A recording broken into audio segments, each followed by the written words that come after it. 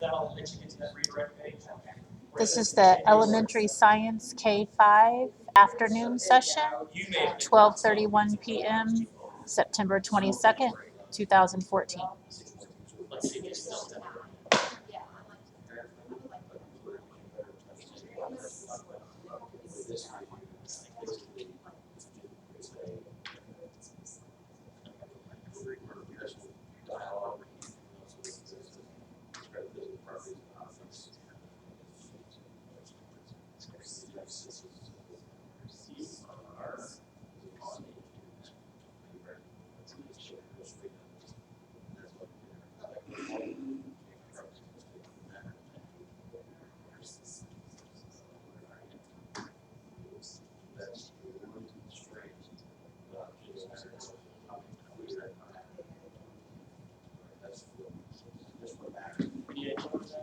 It was over to the right here. Got it.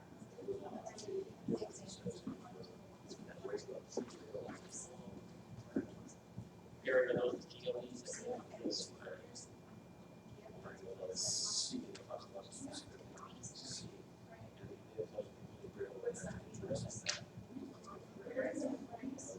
least like that.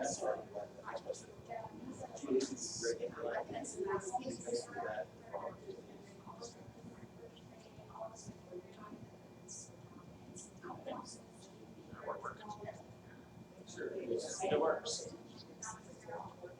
It's ready. Are you on this line? Just do it right now. Okay, we're gonna start the video. I have Jeremy here. Somehow Doesn't want to work. you've got on your left. It's over to your left. Remember this morning it was on your right. Now it's open. Yeah, see what it watch this. See how there's my Now, mouse. now. It's over here.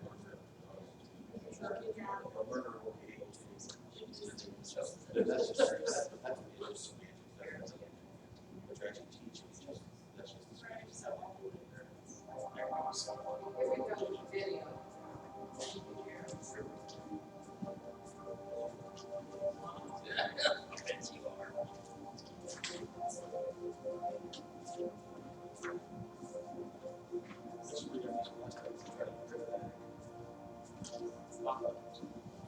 Yeah, that's where we were wrong.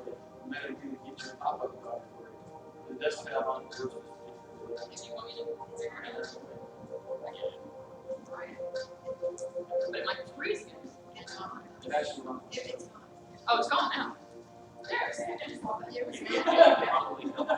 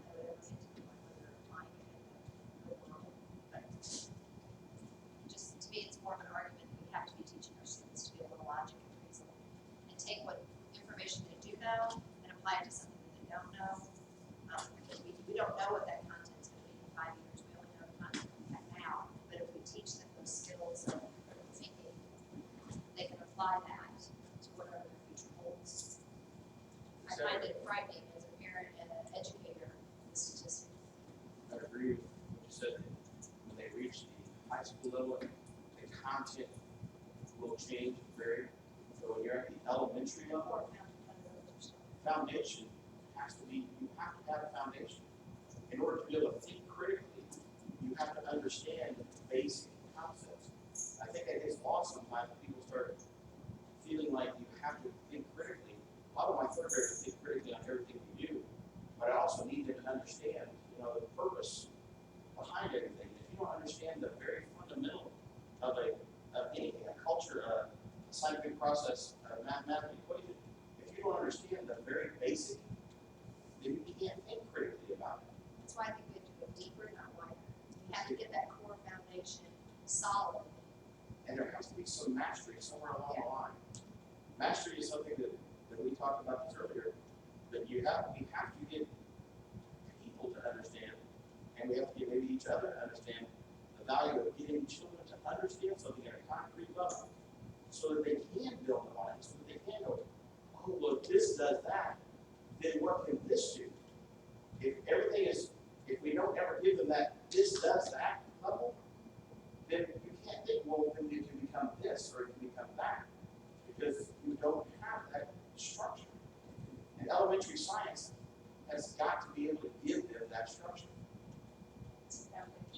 You have to. I mean, you cannot build a house without a foundation. And you definitely can't build a world without a foundation.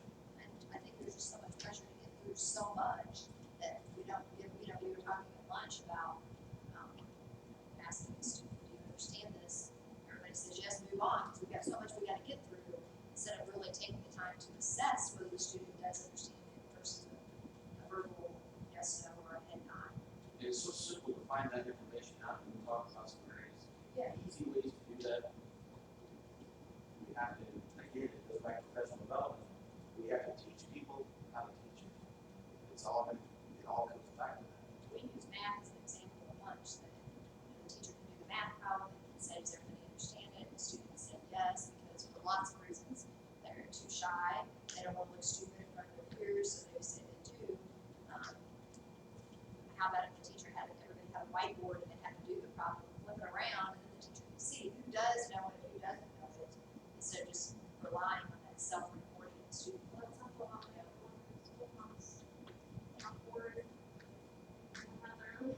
It goes a little beyond it, because now we have Clickers, yeah.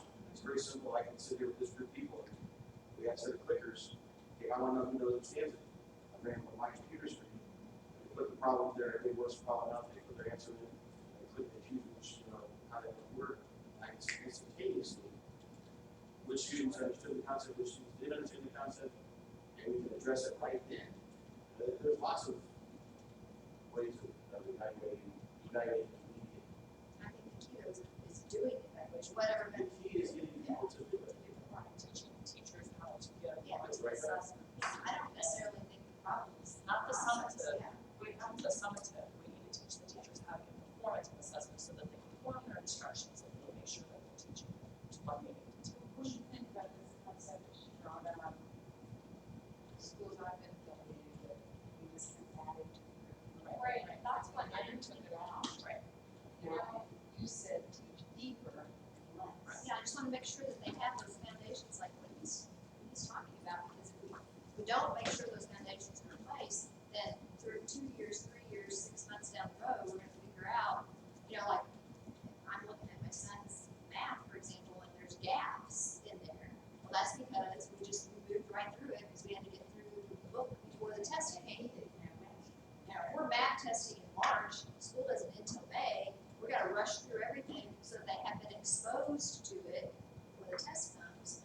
How solid can his knowledge be in that topic if we're rushing through it? So, Point of clarity, we're talking about more than memorization. right. Right, we're talking, just as a point of clarity, we're talking about more than strictly memorization, just regurgitating back what someone said.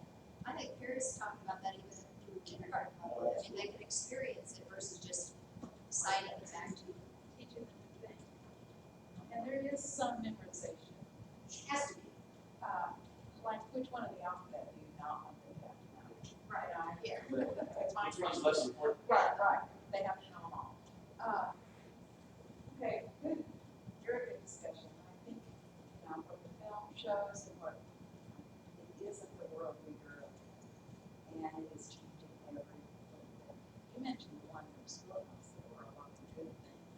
right things that went on. Yeah, this, I don't know, bothered me, I think it bothered me a little bit because I'm like, what's the purpose of this meeting, really? Was it just to show how much our world has changed? Or can it be, you know, To me, because we're, you know, or is it showing that, oh, we're now we're in the technology world, so we need to go more technology. But is, are we, if we go back to just what we know works, like is some of the technology damaging what we're doing? Because there is scientific research that shows that something chemically changes in your mind when you're sitting in front of a computer. There's reasons why pediatricians have said limit their screen time. Is the chemical makeup of their brain change because they're getting so much screen time and that's interfering with their critical thinking? Because you are putting, you do put Google out there and type in the question. They don't have to search for it anymore. It's right there. Or they don't have to talk to anybody about it. Yes, they don't interact with each other. They're just on their device, you know? So I think in some ways, you know, do I feel like I am less successful because I didn't have all this exposure to technology as a kid? No, but I was equipped with the ability to think. And so as an adult, I can learn this very easily. I can learn how to navigate in the world. So that was what I got out of it. And how do we solve the problem what you're saying, Stacy, about how we have all this, we're just adding. We have more and more to teach the kids. That's not getting us anywhere. The teachers are feeling too much pressure. The kids are feeling too much pressure. How do we get off of that? Just get back to teaching the foundation. it's so equipped with things they need. To be able to, long time ago, we taught, teach someone how to learn, teach them what they need, what you think they're going to need, teach them how to learn.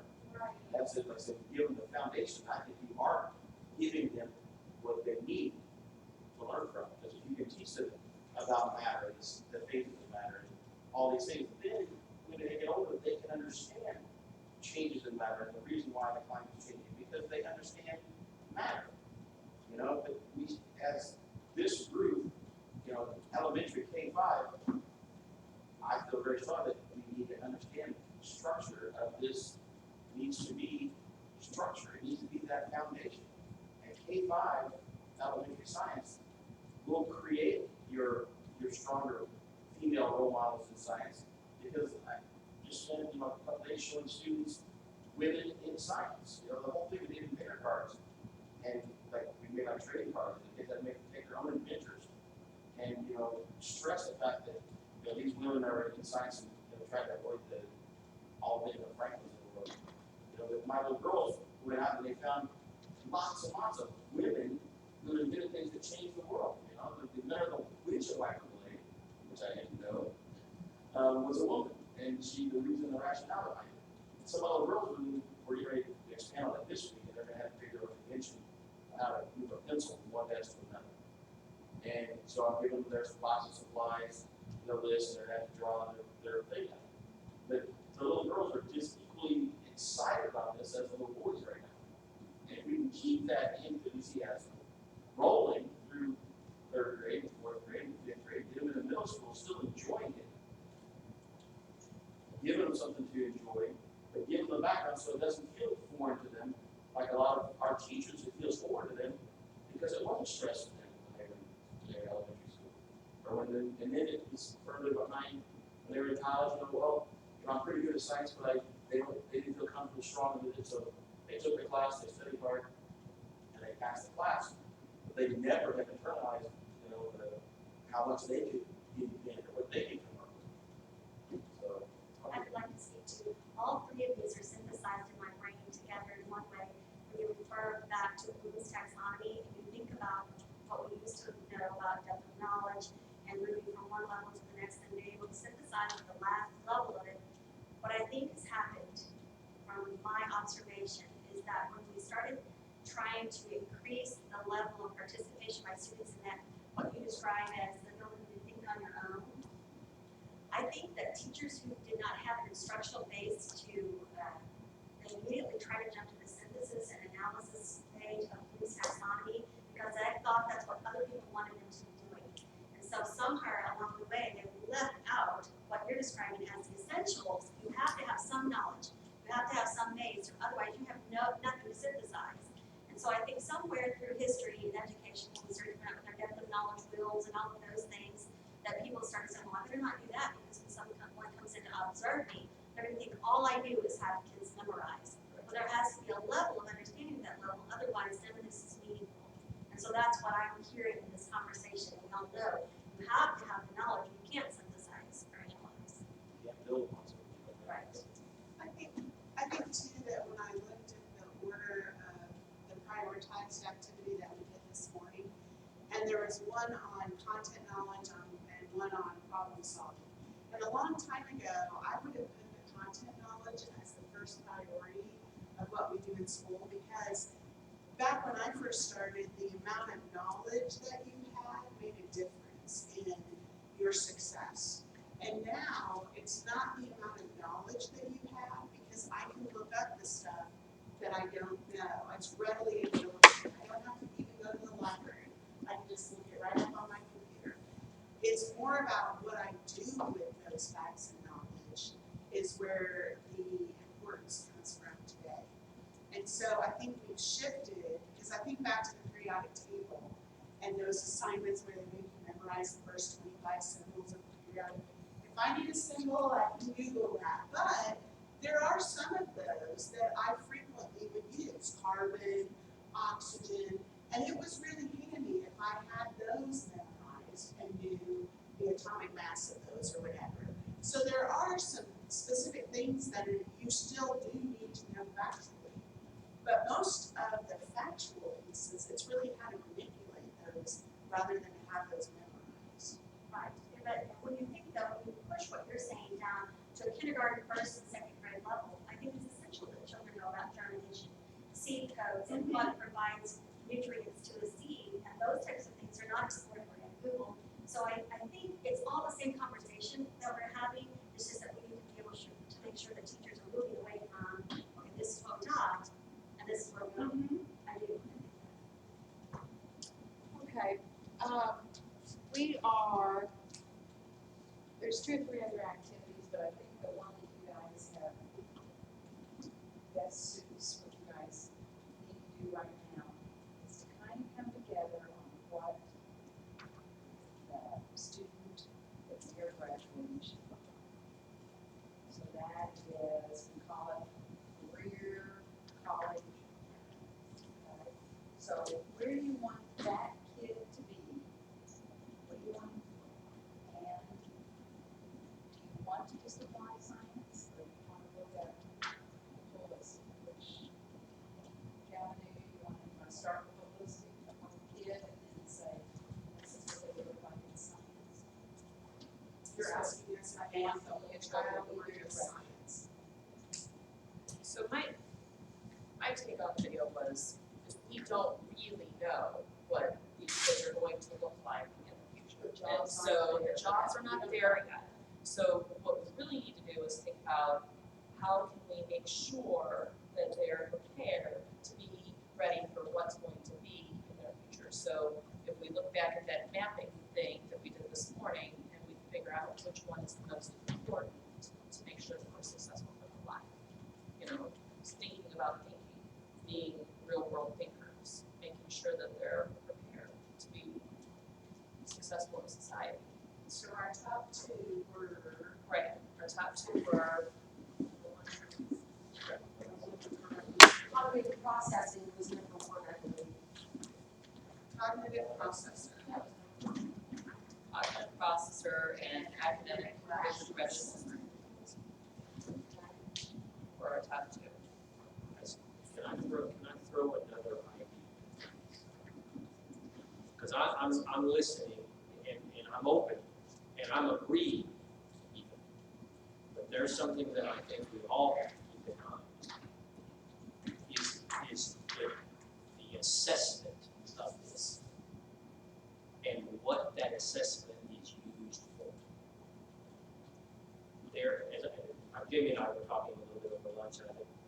you and I were talking earlier, there's huge decisions made about educators, education in our state, based upon the results of the science assessment. Whether that's right or wrong, and I think there's some wrong in there along the line. I think we have an obligation also to make sure that what is taught can be assessed because of everything that provided on the basis of the assessment. Standardized testing and using standardized testing to judge the effectiveness of schools and teachers, principals and superintendents, school boards of education, isn't going away. It will be around forever. Accountability is here. I think we have an obligation to make sure that what we have being taught can be assessed. Because I think there's a danger in it. That you can teach things that can't be assessed effectively and accurately. Does that make sense? I think in playing devil's advocate a little bit in that regard, I think we have to keep that kind of on the side burner, if you will. That should maybe be a filter that we set to run everything through. Is it fair to have that as something that can be assessed and can be? What is the assessment that you're trying to use? Is that a known factor? We don't know. According to this, it will be written, the state school board is charged with writing after they accept the senior And will those committees be made up of similar people as these committees, or will those people be made up of non-class? Last time it was teachers. Yeah. Math and both made up teachers. History is made up of teachers and college. Separate out, I like the how college has come around, which kind of became either part or smart amounts. Really, once we created the exams, I set up those committees, and it was amazing things that they automatically removed, just blacked out. And that came from Common Core, that they deemed them, I don't know, obscure, they deemed them not valuable to put into their assessment. Smarter balance. Smarter balance. So, I'm not exactly sure. It says right here, consistent with the provisions contained in section 160, 26, the state board of education shall develop and in full print, I think that was the addition to the law, modified and revised as necessary, a statewide assessment system that provides maximum flexibility for local school districts to determine the degree to which students are exposed to the state recognition and knowledge.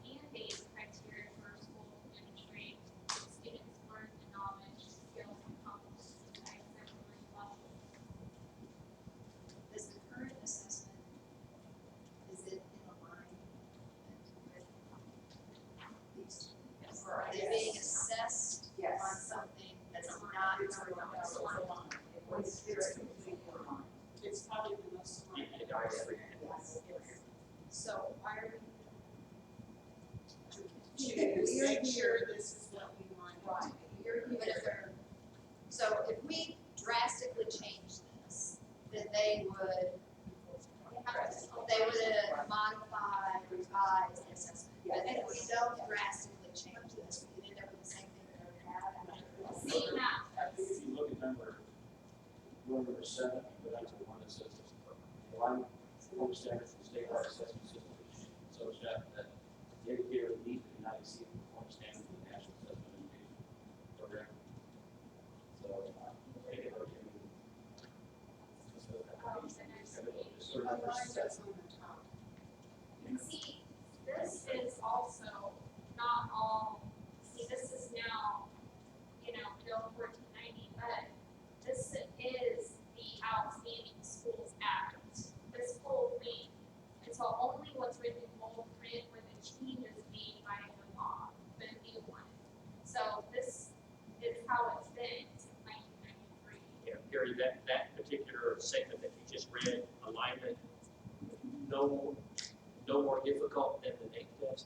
That's actually the result of a Senate Bill 1477 that was put in the law way back in 2004, I think.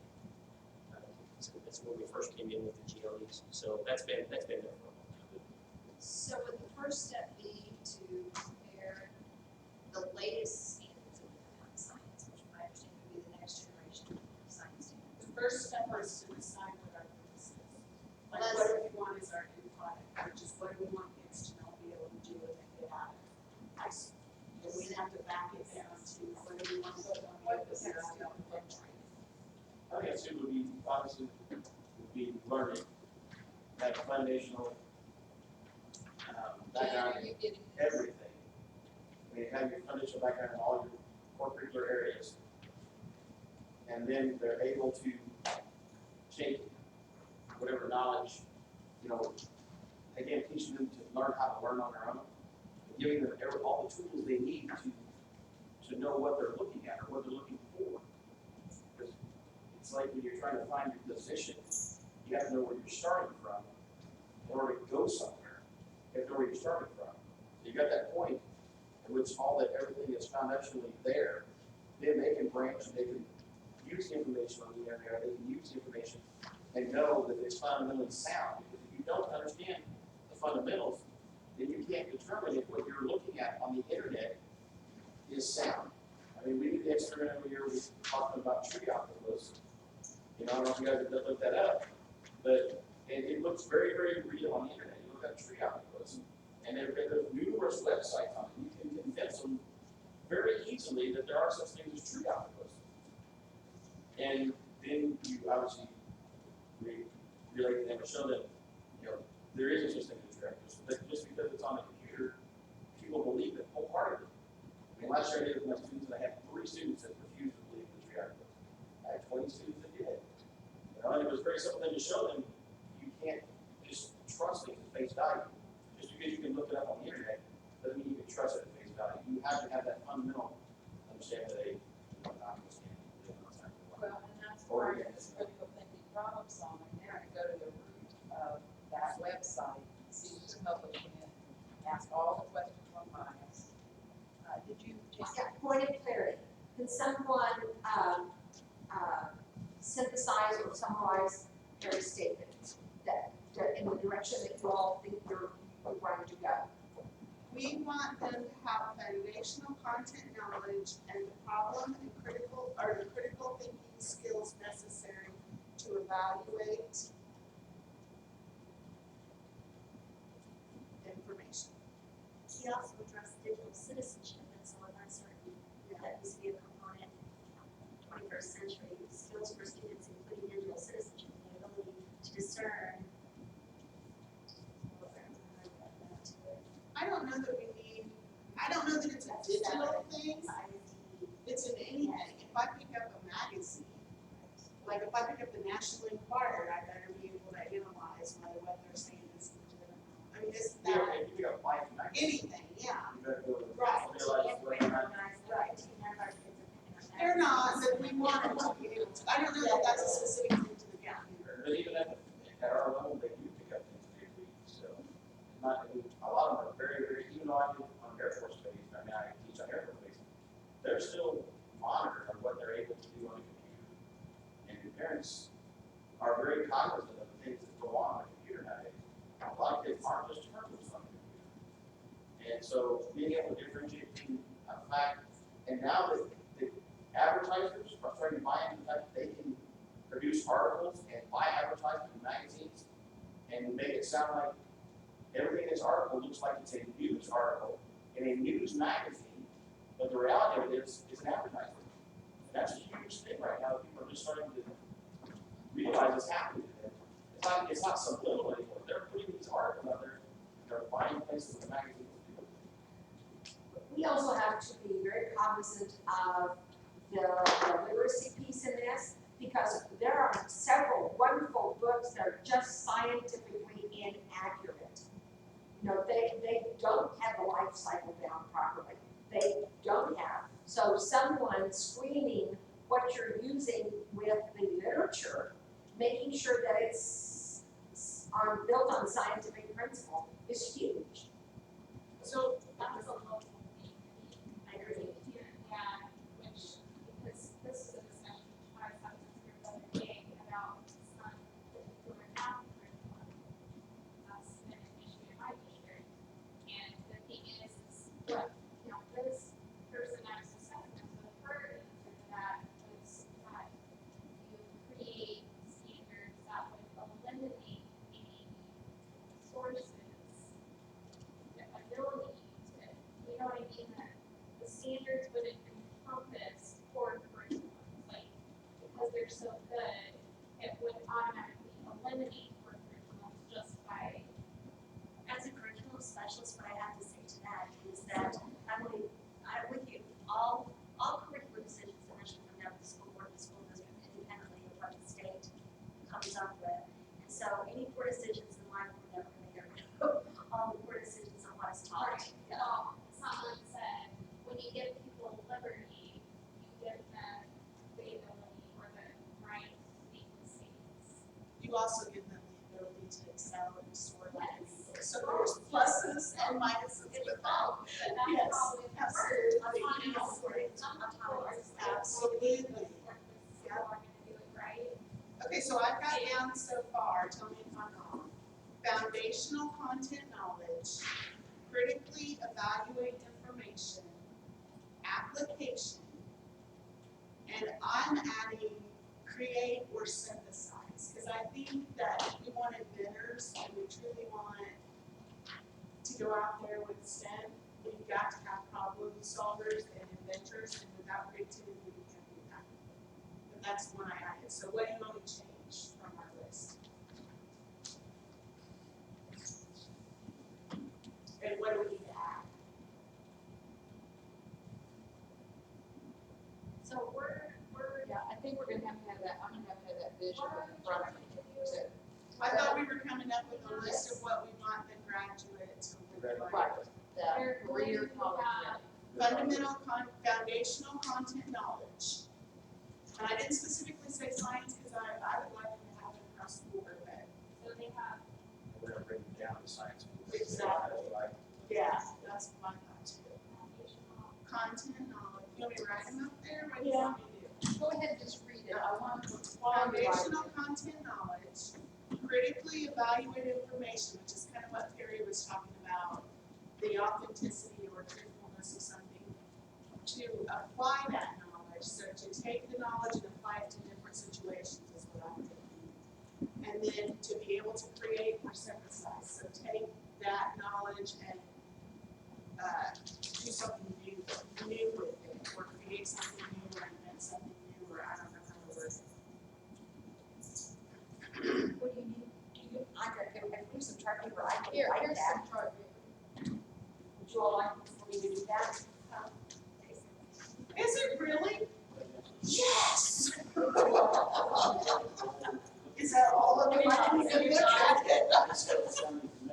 I was writing them down, but you all said. Okay, this is another piece that we were really supposed to like divide up into twos, and I'll take one of these. So just let me read these over to make sure you have everything that you want in there from some suggestions, okay? Build strong content knowledge, got that in there. responds to varying demands of audience, task, purpose, and discipline. Okay? Comprehends as well as critique. Got that. Values evidence.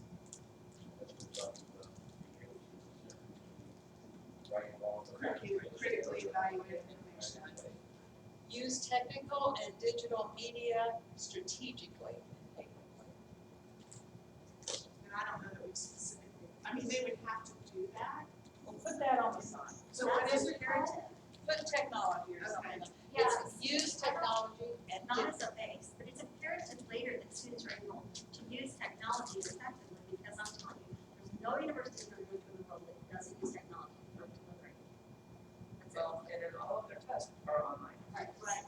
so they have to come to these, right? Guys, if we have cars that are gonna drive themselves, Okay, come to understand other perspectives and cultures.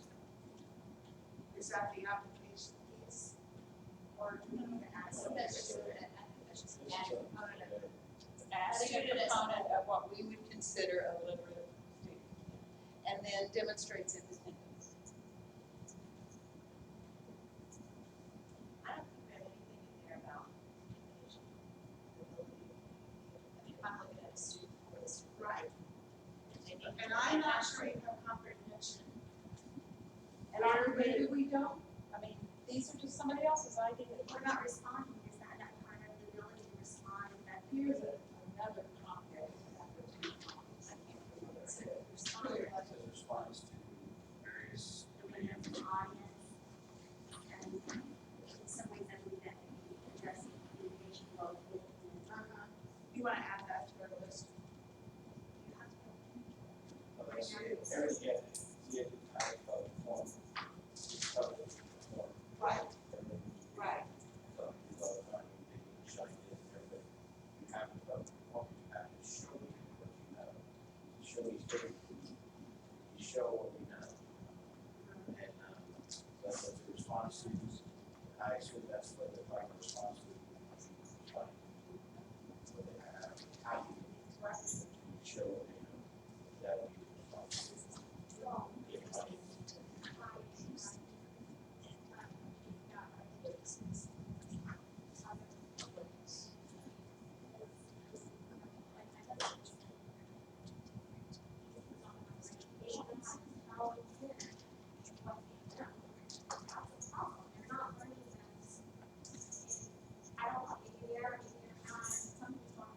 Here's what I'm gonna tell you, that we have to be careful of, because when I taught, we would always say, these kids can't graph. They cannot graph. At high school, I would say they can't graph. Those middle school teachers, I don't know what they're teaching them, but they can't graph. So we had this big old meeting, we called in all those middle school teachers. They do nothing but teach them how to graph. They spend days and days and days on graph, like, okay, so what's the problem? So it's not that it's not being done. Well, I'm not. Right, I don't, sometimes I think we allow kids to forget and not, that they can get out of it. We go back to what I said. I'm not sure. Teaching them with the rhythm. And too much, yeah, you're right, Because kids were able to write 20 years ago. They were right. able to come to college with the ability to write formulate questions. A lot of kids are not able to come to college now. with the You're right. ability to write formulate questions. My wife also teaches at the college at UCM. And it's amazing to me sometimes when she's reading, she'll have to read something out loud to me, and I can decipher it for her. Because he's third grade. Like, oh, let's see what this is. This is like, okay, because these, again, we haven't had the, I think we that's. went away from, The we went away basics. from the teacher and how to actually do it. And went to all the things that you possibly need. And I think there are more variables in play than that, though, also. I think we've had an increase of students who are going college bound than we used to have because of our molecular readiness push in Missouri. And two, technology, text messaging, those types of things. Students don't sit in front of paper pencil anymore, they're texting each other 24/7 on their cell phones, and they've lost the ability, somehow the transfer of the language is being lost. People have informal we don't speak, and so to me, I don't know if this is included in some problem in terms of, because to me, it starts in kindergarten, with the kids sitting at your knee and you're reading to them, and they're learning comprehension, and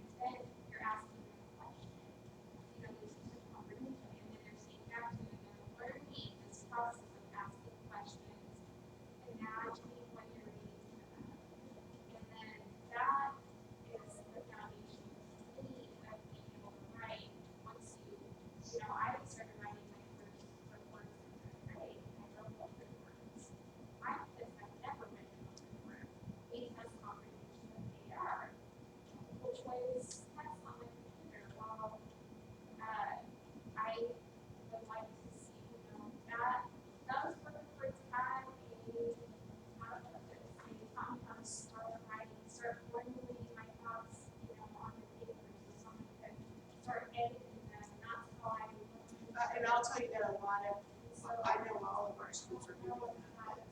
That may not come under our realm, that may come Right. under, No, I think it's a part of science, but I think it's a part of that curriculum, and teachers are doing that, I know they're doing it, because I've seen that. Unfortunately, I know a lot of schools that are living by the AR program. And they have done away with, a lot of the book reports and a lot of the, because and it's quicker and it gives you data that you can use. It's very difficult to find data from a book report, but it's really simple to get class summary on an AR. And it gives you where your kids started, where they finished. And that's the reason why so many people use the AR program, is because we're a data-driven society. And it's very difficult for me to say, I had 9 kids that read the Fable Haven series and they did this report. Well, that's great. What's the data? What backs that up? Well, they all did the report and they got this instruction. They got, okay, well, what's the data on it? Like the teacher next door to me, well, all of my kids have gotten all of their AR points and they've got their, oh, well, here's your data. Oh, yeah, well, that's what we want. it's like Mike, that we were talking, and there's the kids that are behind taking care of this family, and they don't understand why I'm being offered to me. And then there's my kids, their working memory is above average, and so those kids are not getting anything, because they can see 4 answers and remember, oh yeah, that was weird, check. So it's not testing them for anything, not It's just recall. yeah, it's That's what they are, but it's a very simple form of data. And okay, so I think that one of the things we probably need to add in the science, because AR, we can't do any of that. It's not us. So, for in the science realm though, we need to work on teaching kids to learn to question. And because if they learn to question and they learn to solve their own problems, then we're teaching them to be productive citizens. I mean, that's really what the deal is. And you build reading in there, you build math in there, you build social studies in there, but if you can teach kids how to question and solve their own questions, then you're teaching that kid what we want to teach them. Yes. Not giving them the right answers, not giving them the answers. You don't say, oh, the answer is A, not the answer is B. You don't do that. So when the kids come to my class and they sit down and I pose a problem and they come up with their own little questions, they'll say, well, I don't understand, what's this answer? I said, oh, well, you have to figure that out. And they hate it. And they hate it. But the first month of school, they hate that. And then afterwards, they're like, oh, what are we doing in science today? I think I'm gonna learn. And they love it after they've experienced it for a little bit. But until they get to 5th grade with me, they're not getting that a lot of the times. And so if you can teach your kids to question, if we can add that to it, I think that would be one of the most important things that our kids are going to learn, that we want our kids to learn. Having said that, we also need to teach our teachers Exactly. how to question effectively Right. other students. Right. Because that is not something, I mean, That's not a effective skill questioning that all is not teachers something they're have. born with, it's something Right. that they need to learn and be taught. Yes. And And I not think a lot of asking, our conversation has been today is what's wrong with going on, what's failing. And well, we've talked a lot about PD and stuff of that nature. And that's something that we need to add to our PD if this is what we want our kids to learn. and giving them time to think in the classroom, which goes back to what Mary keeps saying about that we're trying to teach the river and we're not focusing on the channel. Because if I just stand up there and teach the content and I question them with a multiple choice question or a verbal head-nod or whatever, I can get through twice as much material or more than if I pose a question that's effectively worded, which requires the students to think. And you give them time to think. I might only get through one thing today, It's great. but it's a grand thing, and it's getting those questioning juices flowing in your students that they can then take to the social studies classroom, and they can take to the math classroom, they can take to it's cross-curricular. But I just feel like education is too centered on getting through as much as we can. Those teachers' permission to just slow down, what they do is option that's going to put, it would relieve that pressure off them, because there's a reason why they're like, I gotta get through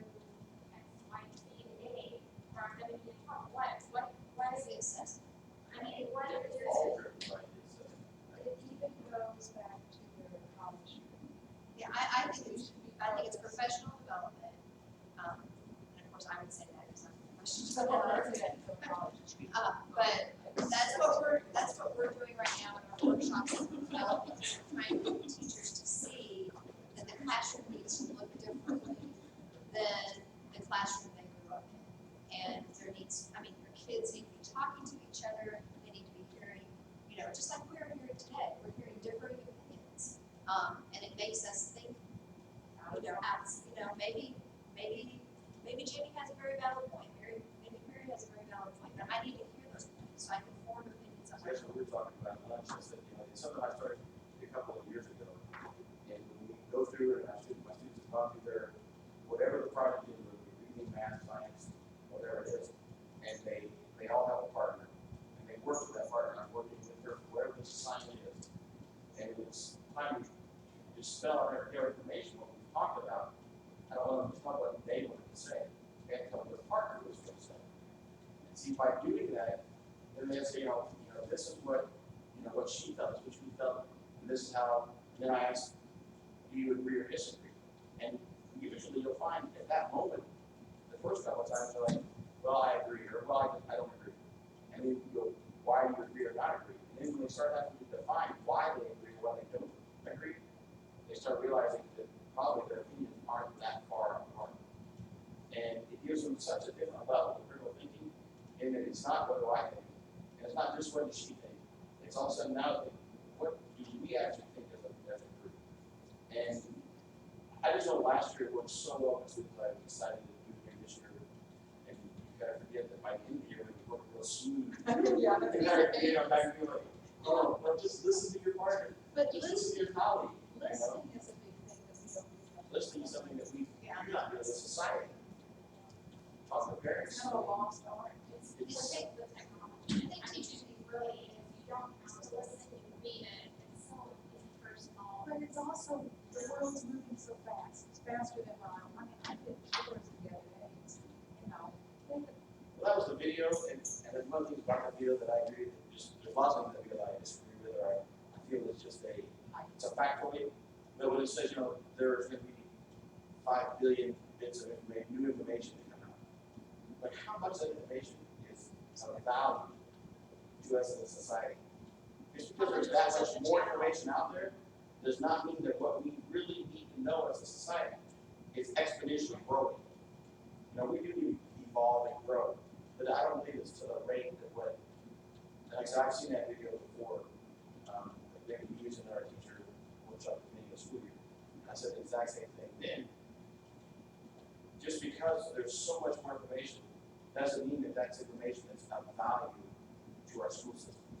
Because we teach them how to evaluate it, and they can for themselves choose to see the value in something. I mean, my daughter and I are like, my daughter's in high school, she's a senior, and we don't see eye to eye. Because she has a totally different viewpoint of things. And I love to get in conversation with her about stuff just to hear her rationale for it. But then in some ways you look back and like, I failed as a parent.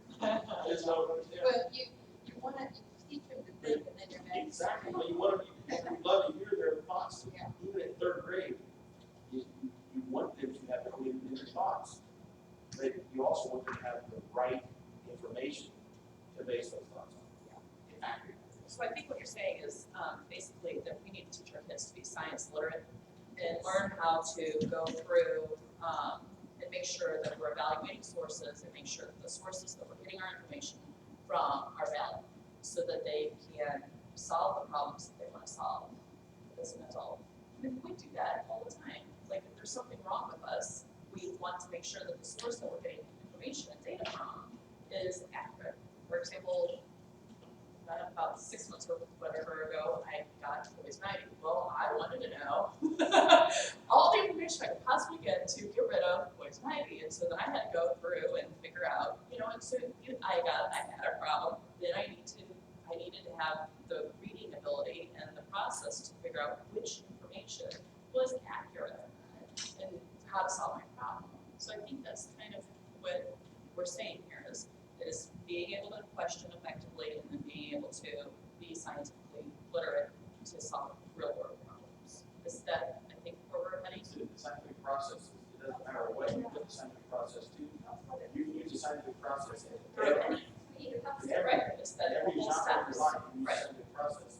And it doesn't have to be like this, it can be, Right. you know, different language. It's not an exciting process. As long as you have the problem, as long as you have the evidence, searching, and a solution, and then evaluation of the work, the scientific process will get you, it'll get you to your end result.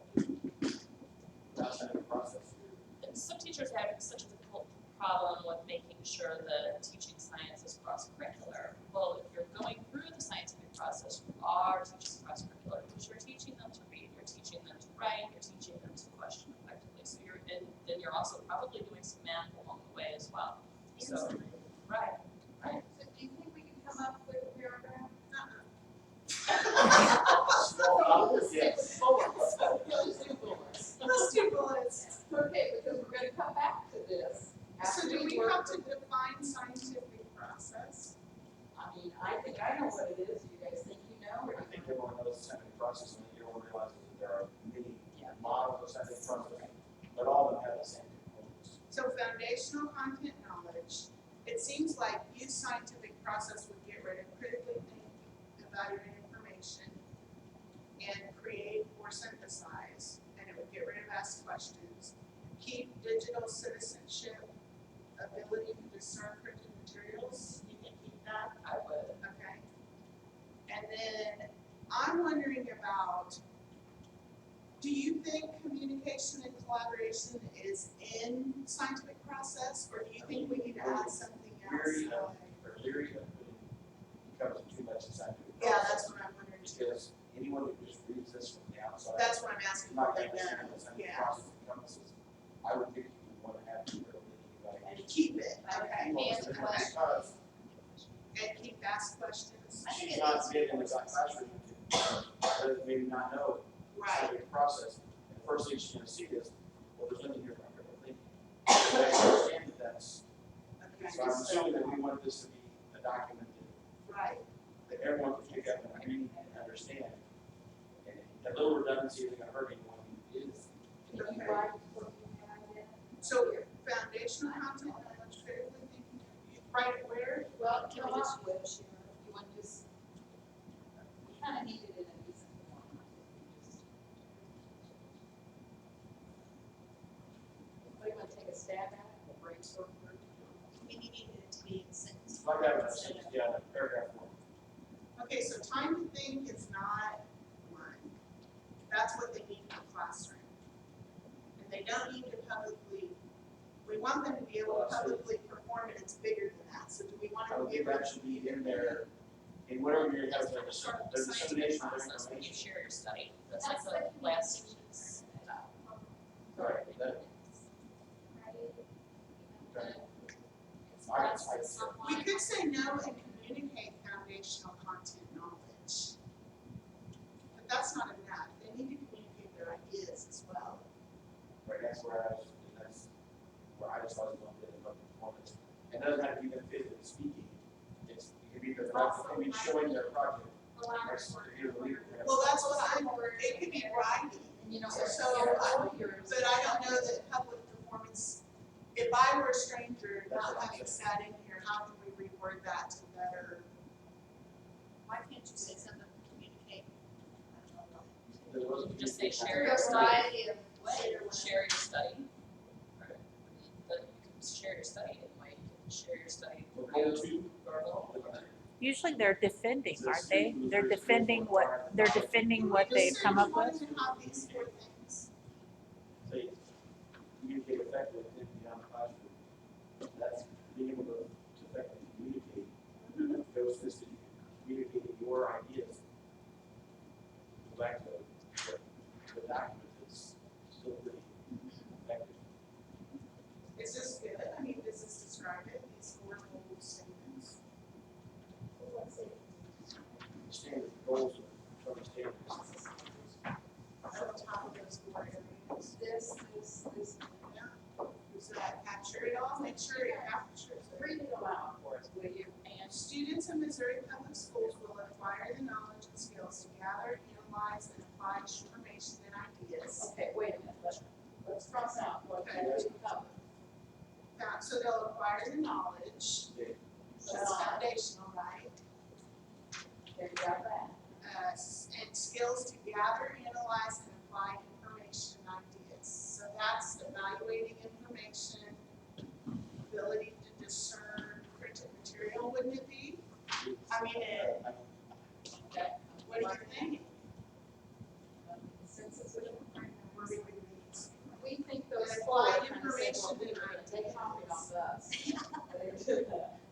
Why, so where was the application is taken care Okay, application, what about creating synthesized? of? Not yet. And what did you say about ability to That's satisfy the material? Speak up. So number 2, is that good for one? You think we covered one? I mean, I don't know what you're really sitting down reading, but it's kind of like it's all in there. Yeah, it is. You know, it's like that golden rule. It's like Whoever did this before. They did a good job. They went through this. They all operated under this umbrella. I know. It has promise like we all know what we need to do, like, We're not where we're doing it. going, but we're just not getting there. It's hard for Sometimes it's the process. It is the process, guys. It is the process. No doubt about it. When it goes back to you talking about critical thinking, again, it doesn't say those words specifically in this. Does it say problem solving? Well, Yes, problem solving goes 3. recognize and solve problems. Solve problems. So I mean, if I say, it doesn't say the words critical thinking, then in order to solve the problem, you have to, and that goes back to your, comprehensive as well as critiques. You know, that goes back to, you gotta understand something before you can critique it. Or, I talk about people time about difference in comparing and contrasting two things. You're comparing what do they like, how do they like, contrasting how they're different. But I think that, see, this says, recognize and solve problems. To me, I agree with Nina. She added that create and synthesize. That, to me, is also critical thinking. So, to me, this isn't quite deep enough. You mean on, Just this problem solving? recognize and solve problems doesn't include that create and synthesize in my vocabulary. So And that, it's all- this and that is the critical. How do you evaluate critical thinking is what you're gonna come back to. And that's probably why they put it problem solving. Or is it because that's the words we used 12 years ago, and now we know more about what critical thinking really looks like? That's the problem, is that we're trying to evaluate critical thinking. We want all of our kids to think critically, but we can't evaluate it in some cases. But we can use all you've got and substitute critical thinking when we're talking about that. I mean, the ones under it are gonna go with critical thinking. Oftentimes when you give students scenarios or problems, there's not just one right answer. Well, that's what I And that's the problem. And this year's goal 4. Yeah, but that's not just the to be the assessment and the way we need it. We want them to be those kind of thinkers, but it's back to what you said, you can't assess that, because you have to have a right answer, right? Assess it with multiple choice. I think they should Assess have it. solved that without one of us, you know, and that's a hard thing to assess when you don't know that there's two. We also should have our young teachers studying master teachers. Because we have the master teachers out there returning in schools. And we should, that's where the real answer is. You guys get asking those questions. My students begin asking, does everybody understand who is the main character? Why do they talk? Those don't, and that's what the kids want, of course, the students, because it's easy. Okay, so where are we? Okay, we went through and marked out some, and we got stuff a little bit on critical thinking. Said critical thinking, and then some, like, critical thinking, which includes, and then, right, what we believe critical thinking includes, which is. Oh, so it would fit, Yeah, so we're defining.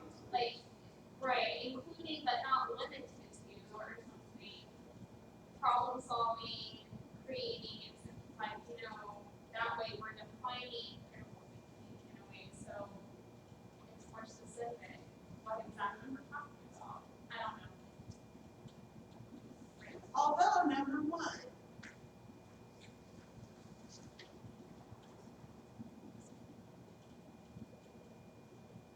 Number 1 under goal 1 and number 2 would kind of be creativity. I mean, the creativity could kind of fit in there.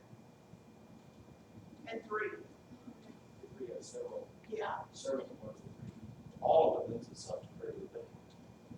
Each one of these goals lends itself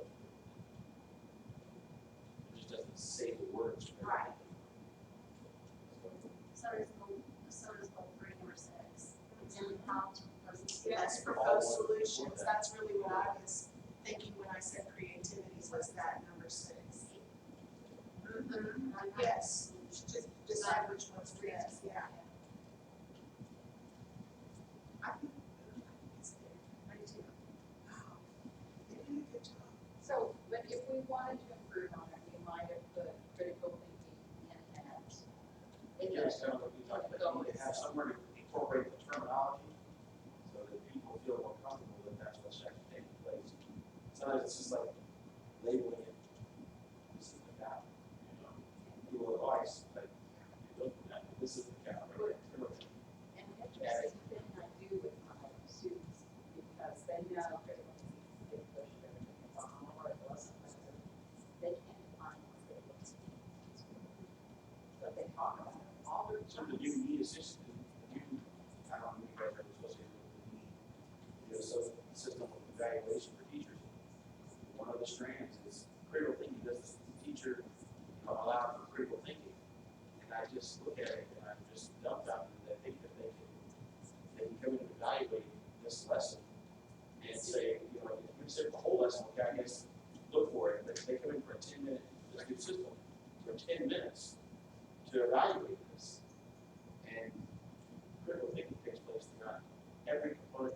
Every time a kid, the little light bulb goes on, critical thinking just took place.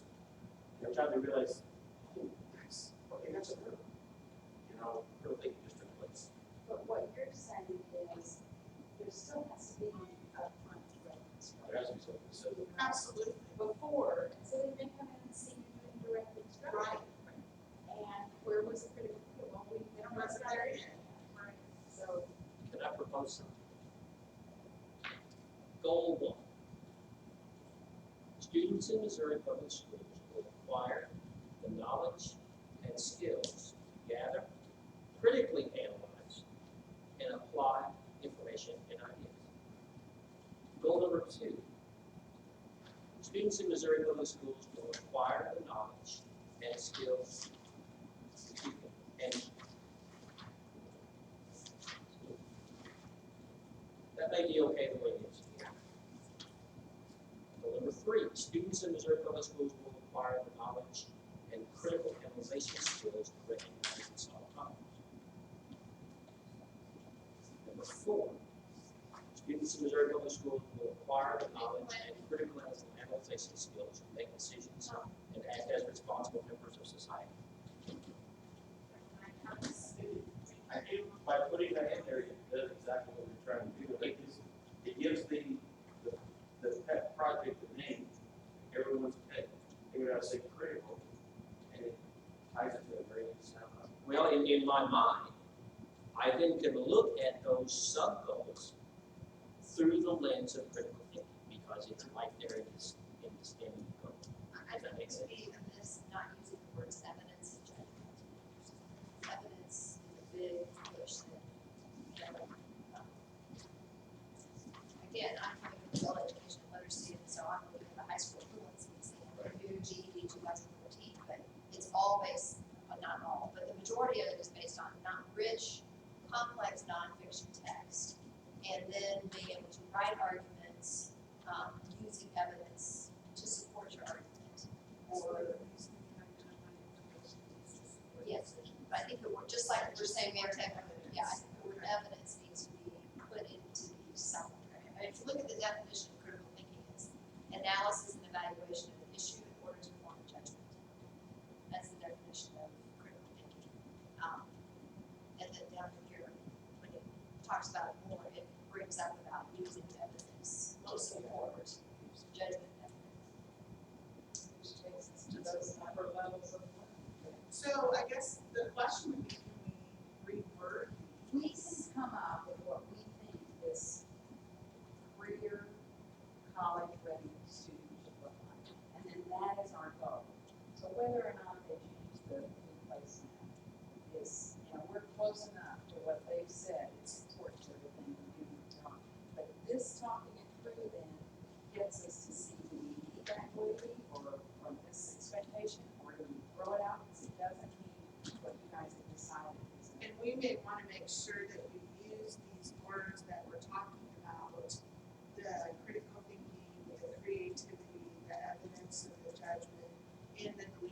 exact word. word. I think it also needs to have, I know it's inherent science means that it's nonfiction, but if we're talking about holistically with a student, to have this, we need to be talking about complex material, nonfiction. Well, and we need to realize too, that we're not writing things, that we're writing the standards that before the state school board says in here, they will have a framework, which that's really great. We're right.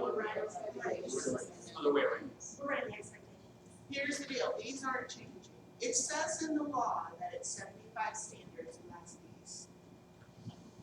And then what we've been tasked with is to look at the grade level expectations, which are based on these. And revise. That's not what I know. And that's where they had me start with this. Right. So can you ask for us if that's, okay, Because ask one more time, because there's a little confusion. Okay, Because so when you read the law, that's do you right. wanna write it, Jamie, or you want? I want you to write it exactly the way you want, because that helps if I get over there. The law says, I'll be happy to do it, I just got it. in establishing, evaluating, modifying, and revising academic performance standards and learning standards. The GLEs are the learning standards? Because that's where I'm confused. These are all the performance standards. These are the learning standards. These are the learning standards. Those are the ones. It's the same learning standards. Expectations. Here it says, but it says there can only be 75 of them. There's way more than 75 of those, and there's 73 of these. Why would they task multiple committees to rewrite I that? have no idea. That's not correct. Well, but that's what it says. But don't you think that? Yeah, Exactly. I'm not saying I agree with it, I'm just saying that's what it says. Because it says shall adopt no more than 75 academic performance standards which establish the knowledge, skills, and competencies necessary for students to successfully advance. So they're calling them academic performance standards. See what, then it says number 5. Number 5, tell me what number 5. In the Oh, I'm with law, you, okay, I'm fine with it. Yes. State Board of Education shall develop written curriculum framework. And that's not bolded, so that's been there Right. forever, So that was and the we've piece, developed, wasn't it, though? well, remember there were frameworks before Blees, Right. and now we have Blees that replace the frameworks, so Okay. yes. And there's also this But one. that's not the same as the. No, but look at the slide that they gave her, so her instructions were that we're supposed to look at the expectations. This, can I read it? I'm It says the Missouri Learning Standards, it's Which Missouri, it's I mean, Missouri, which is says- not a, Wikipedia page. Missouri Learning Standards is the website. Okay. And Missouri learning standards not over. Right. All right, yeah. MissouriLearningStandards.com. Missouri. No, there's it. Okay. Which is what this says. And then this says about the Missouri Learning Standards. Missouri Learning Standards, and I will click on that in a minute.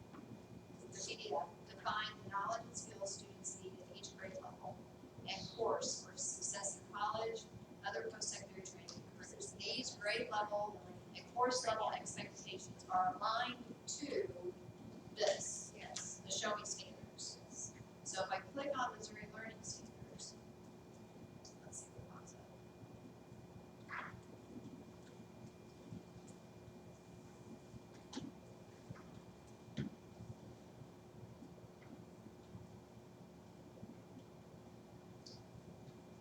Let me, here. That's the side we use every day for the Missouri learning standards, like for all of our, Missouri, for all of our learning expectations. It's composed of the science and social studies, CLAs, GLEs, and then CCSS for your learning math. Yeah, Missouri Learning Standards include common core state standards for English language and math, developed by educators across the country, including Missouri, say cool stuff about that, requiring you to specific But curriculum. this isn't bolded either. So where's the bolded part that's telling us what to do? Well, some of it is, and some of it's not.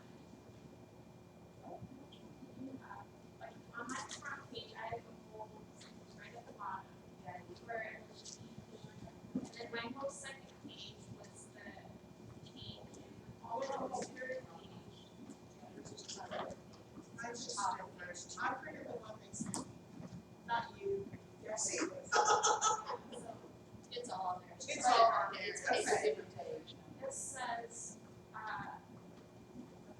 in section 161.855, by October 1st, 2014, the State Board of Education shall convene work groups composed of education professionals. Where do you read that? Okay. Yours after the same, this is the one that she brought. This is one I brought with me. It's not what we would give. It's section 161. I don't know what But maybe it's on the side line there. So it's got- 161.855. I don't know if you have all of it. 161 farms, 855.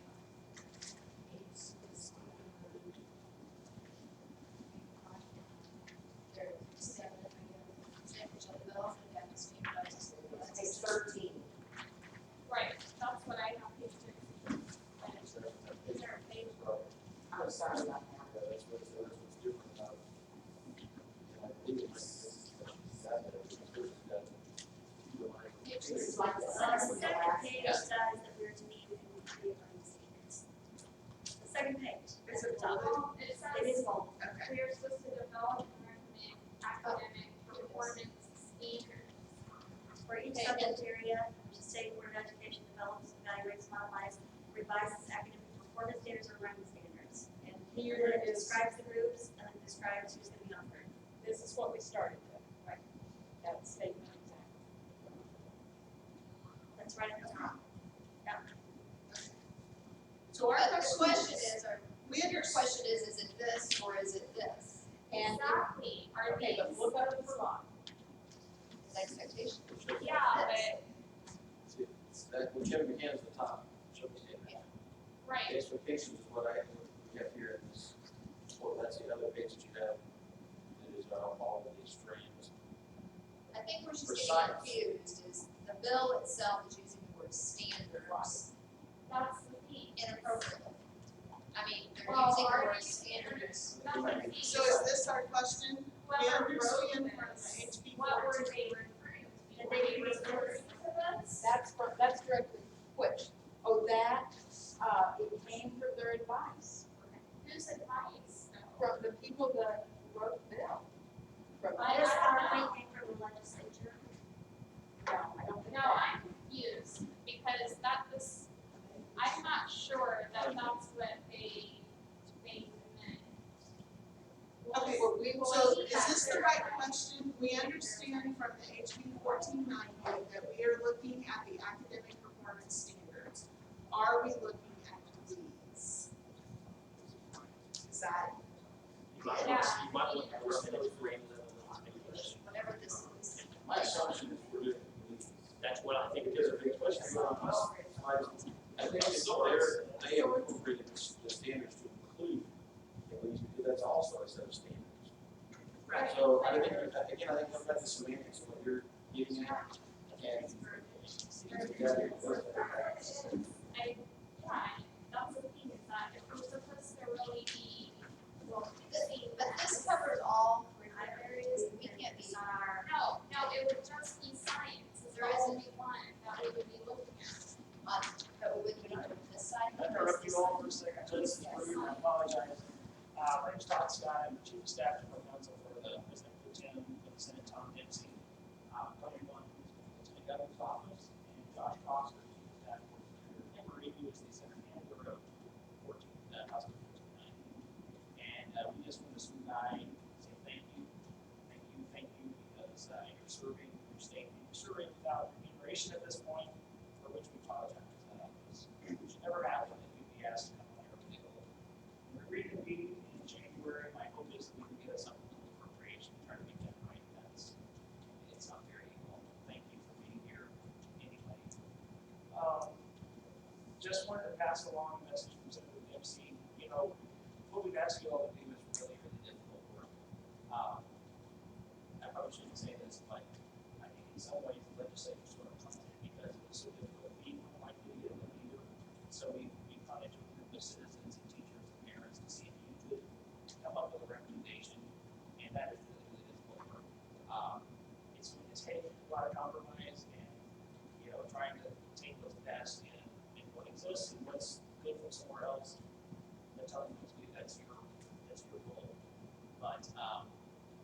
unsuccessful, we don't really have a backup plan.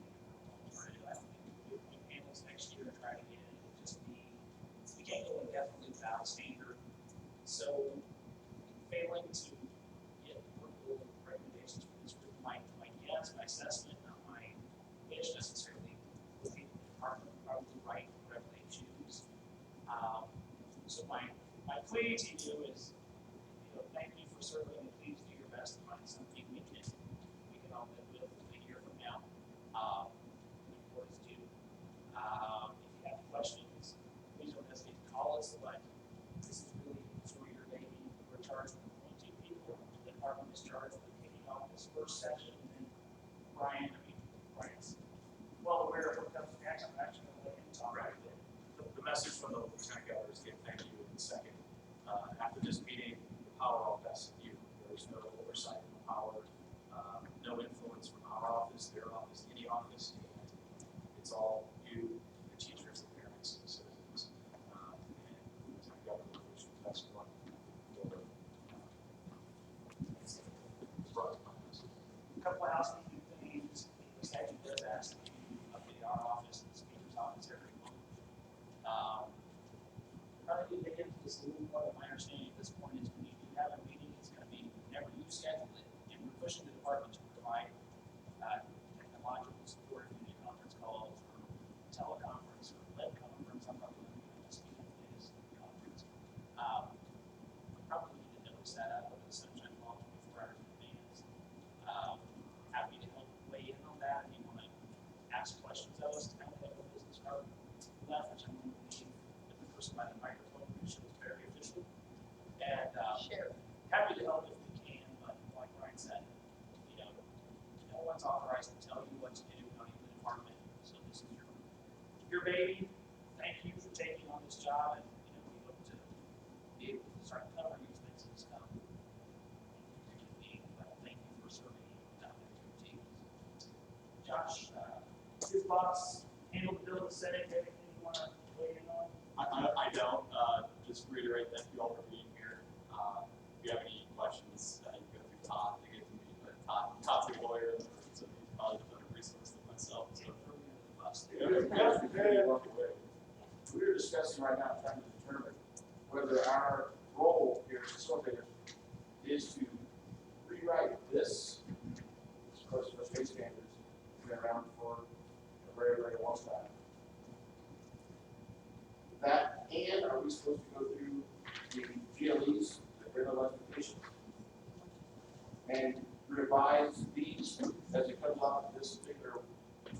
This is what. Because we're having a disagreement whether or not our sole goal is to refine this, or whether it's also because I would think that would be relatively simple. And it's actually because in the law and all of our documents all say the word standard.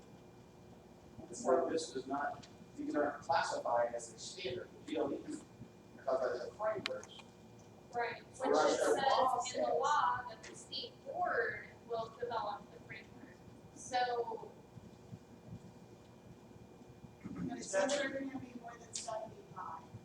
And that sheet of paper has 73, and there's at least 35 per grade level of the grade level expectations. So there's way more than 75 of these. which that's fine. Right. These are what matters, 55. Right, but trying to figure out what the Yeah, bill what's is the saying, bill? it refers to 75, which has to be that document. Feel free to jump in if you want. Taking a look. My attention to go the same way it's kind of catching us right now, because trying to define what our end goal is supposed to be will change dramatically to this question. In layman terms, this document, this long document that we have here, are the individual objectives that are to be taught at each grade level. And so we thought the directive was for us to rewrite standards for at each grade level, what is supposed to be taught in science, what is supposed to be taught in social studies, etc. But then looking at the verbiage from the bill, this solid document, which we've had forever, this has performance and knowledge background for all of the areas. And so it was never really assumed that this is what we were to work on until they started digging into language, and the language points at Let me this. just offer, without having digested necessarily this based on your question, obviously legislative intent, which isn't necessarily mine, you guys are right, but it's a place to start. We've got Josh here, who's probably the lion's share of a lot of this work. we all know why we're here, is that the department is implemented Common Core. People, all political stripes kind of woke up to that fact in the last 24 months. Some said, that's great, some said that's awful, and it really kind of cuts across party lines. The legislature said, let's review it, let's kick it to a panel to give us a recommendation. I would say that the Common Core touches currently, that our intent was, that you're free to examine that. My guess is Common Core is a whole lot more in depth than a two-sided sheet. So I think if you're writing what the legislature intended to be a replacement or alternative to Common Core, I think that's within your purview. Right, and I think, the area you're dealing with right now isn't necessarily the Common Core area. The Common Core is English language arts and mathematics, right? So you're not in the Common Core area, but nonetheless, Missouri has science, severe science, right? Yeah. So, we have a science standard. So, the legislative intent to their concept was to develop new science standards. That was the intent. That was. That's not exactly the wording. The word is standard. All the way through everything. Yeah. But I would How we're still, defining this as a standard, and that may be something that needs to be addressed, so that everybody understands we're all on the same page. Is that a critical curriculum or isn't it? Or Their this expectations. is framework for instruction. Okay, that's a spring for everything, it's not time. It's not curriculum, you can base your curriculum then on the state, on these Right, standards, that's why on you these call it assessments. a curriculum framework, because it is a framework for curriculum. And see, it is the expectations, and then you choose your own district curriculum. I understand that. But that's the thing, is that, it doesn't say, what I'm saying, it says the state school board is responsible for the curriculum framework. The state school board is actually responsible for this as well. This is. why we do that? It's job security. It's always going to come back the next year to fix what it is prior year. I would say, at the end of the day, what you're offering is a recommendation, I believe, to the citizens. Yes. Right. I wouldn't get too Would you bogged agree with down that? in, Yes, I agree with that. I wouldn't get too bogged down in splitting legal hairs. I think you need to give them what you think it ought to look like at the end of the day. If you've recommended something that's determined by whoever is outside the purview of these groups, they may disregard it, but I will give them more rather than less guidance if I were your shoes. I think the intent was to replace whatever is currently considered Common Core. I think you're within your rights, at least under our intent, is to work on a successful thing. So, And since, I'm gonna process that with my own thought. Since Common Core didn't really affect science specifically, we don't necessarily have that as direction. What our question is do we focus generally on the standards, the general idea of science? Or do we focus on the specifics of science instruction, which is expectations? Standards are very general. The expectations, this long document that they're talking about, is very specific. And so we're trying to get a handle on making sure our work is in line with the law and what's written in the law. So I'm more specific. You're right. The rubber meets the road in all of this is, specifically we're asking somebody to do this, so that eventually when they take the ACT, they're going to do that. I think that's what everybody's concerned about. So I think it's going to require you to get into the tall grass a little bit. I know that's not what you probably want to hear, but I think if you don't, you're going to offer something nebulous, and the department is going to say, well, we think it means this. I would be specific, and you need this to follow. You got to be specific, so they can take the people up with and if there's ever a technical legal question on the Sunshine Law about what the statute says, feel free to shoot me an email. I mean, I want to be a little careful because, as I think we've talked about, once we appoint, we're not really supposed to be over here meddling with you all. But if there's enough suspicion that you don't want to take the Department of Education's lawyer's opinion, perhaps we could work up something through Senate research and have House research sign off and have DESE sign off. We can have a joint legal opinion. The lawyer's not our shopper, I think we probably for that. But if you really really get boxed into something, you know, give us a call and we can see if we can help find a way to at least give you guidance. I think we want our work to be real and valued, and if we go the wrong direction, it's a lot of people's time. Feel free to, if at the end of the day you still have questions, if you could just kind of incorporate, encapsulate that in an email and send it to me, we'll try to at least get back on some general guidance of what we can do. Thank you, that gives us a good resource. Okay. Thanks Well, for taking. yeah, thanks for letting us interrupt. Sorry. Yeah, if you have really difficult questions, I don't want to answer them. Thank you very much. Bye-bye. Thank you all.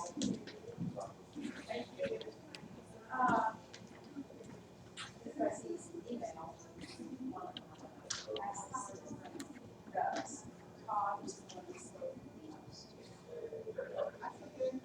Okay, so So expectation. what? I don't think we need to talk. That was good time. I agree.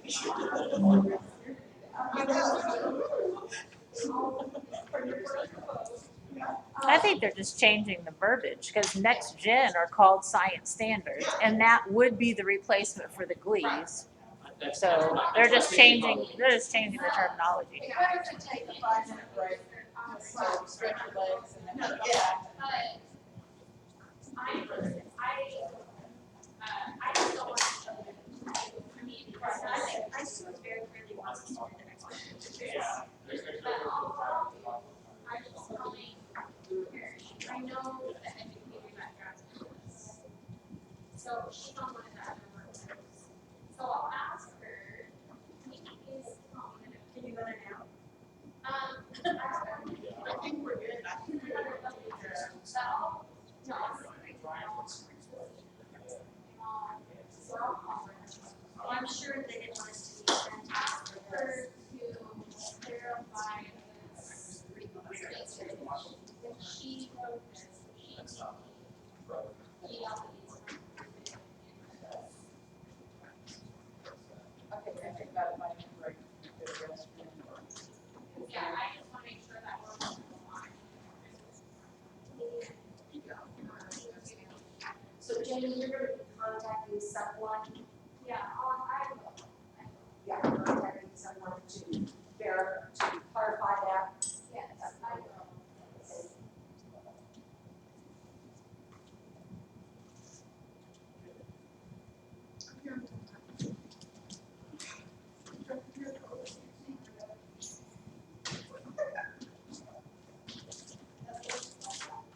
Yes.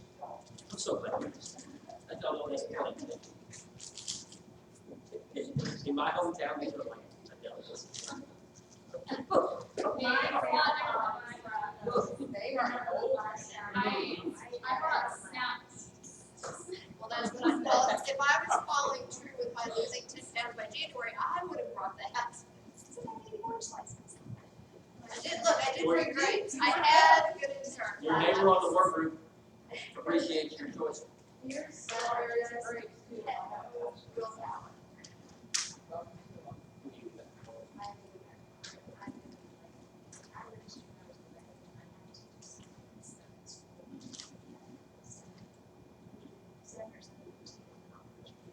And we're looking at 8 o'clock. Yeah, that's why I know it's gonna be late. Today, tomorrow is. Because I guess most people are staying. I'm with mine, I'm staying with my sister-in-law in Columbia. I'm in Macon, it takes me, by the time I live north of Macon actually, so without the wreck, I would have pushed it about 2 hours. My colleague remains from Monroe City. Oh, yeah, we're 45 minutes east of us. People ain't. How long are you driving? It's about 2 hours. So you're driving home to Nanny and back around. Probably, I might have. It probably would have been less expensive for you to get a hotel, honestly, by the time I get a third gas.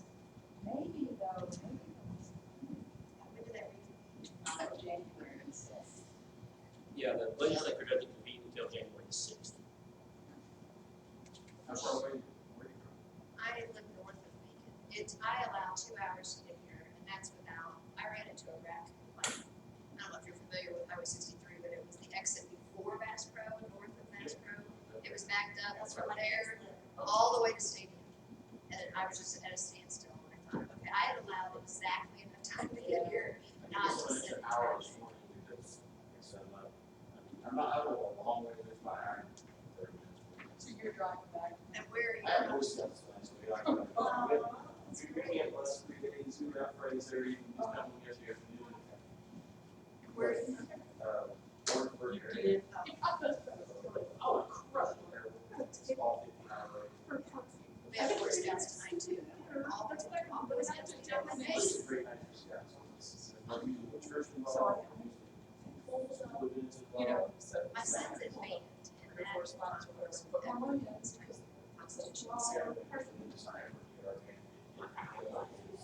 that he's trying to get his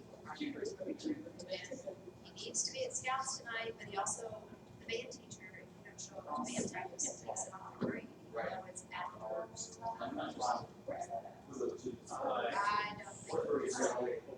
Well, trust me, his grade goes down because he went to meet about people. And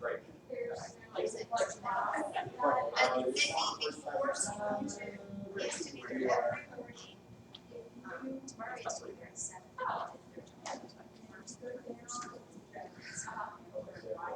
And he parks down there.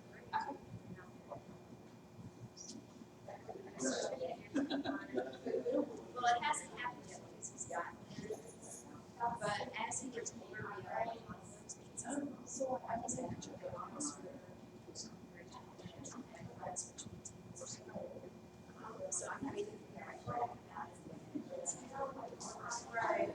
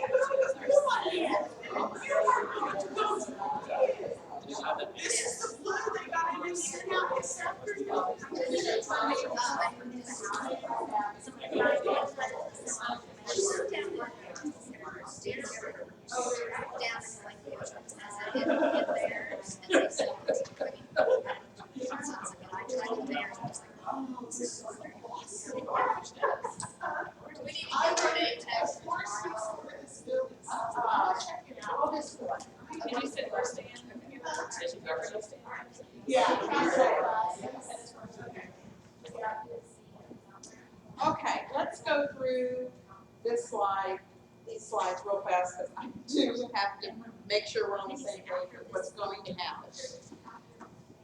The bill was signed into effect on July 14th, 2014. The committee selection was supposed to happen August through September. 2014, 2015 now is going to be the committee work, which is you guys, and public comment. We will have, it says in the law how many, like 3 at least public meetings before we go further, and then state board approval at some point in there. 2015 to 2016 assessments then are created. And then 2016 to 2017 district implementation assessments given. And the law that is in effect now says this is the way standards, expectations, or whatever will be chosen from here on out. So switch, and it's spelled out very carefully. We're the first time it's happening, and I'm sure the next set of them will go smoother because they will have vocabulary and intent all figured out. Okay, so we've talked about the facilitator, the note taker, the recorder, liaisons. So tomorrow, we will do that, you can put 2 names on the ballot, we will come up with 2 liaisons, and they will be in charge of reports, and they will appear at public state meetings and reviews. Randy, how many meetings that would have to be? It's not ready, yeah. So we just have to- It said they'll hold the basic public hearings, and then it said they'll hold the first hearing within 30 days of the work group meeting. Summer and speech shall hold the second hearing 6 months after the first hearing. Then they'll hold the third hearing within the group, submit the active performance standards they have developed. So we need to, second, third, Yeah, we just- we have to do it. I think there's If there's 3. anything that most of us. You don't have to ask, no.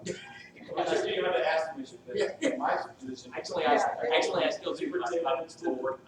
Superintendent, principal, to the house, you know. Yeah. No, I would No, be this meeting for liaison, before I can consider even. As if it's 10 meetings that Gary did, you know, I right? think it's supposed to be 3. about 3, Yeah, that's At what this I'm hearing, point. isn't it? and this meeting needed to take place by October 1st.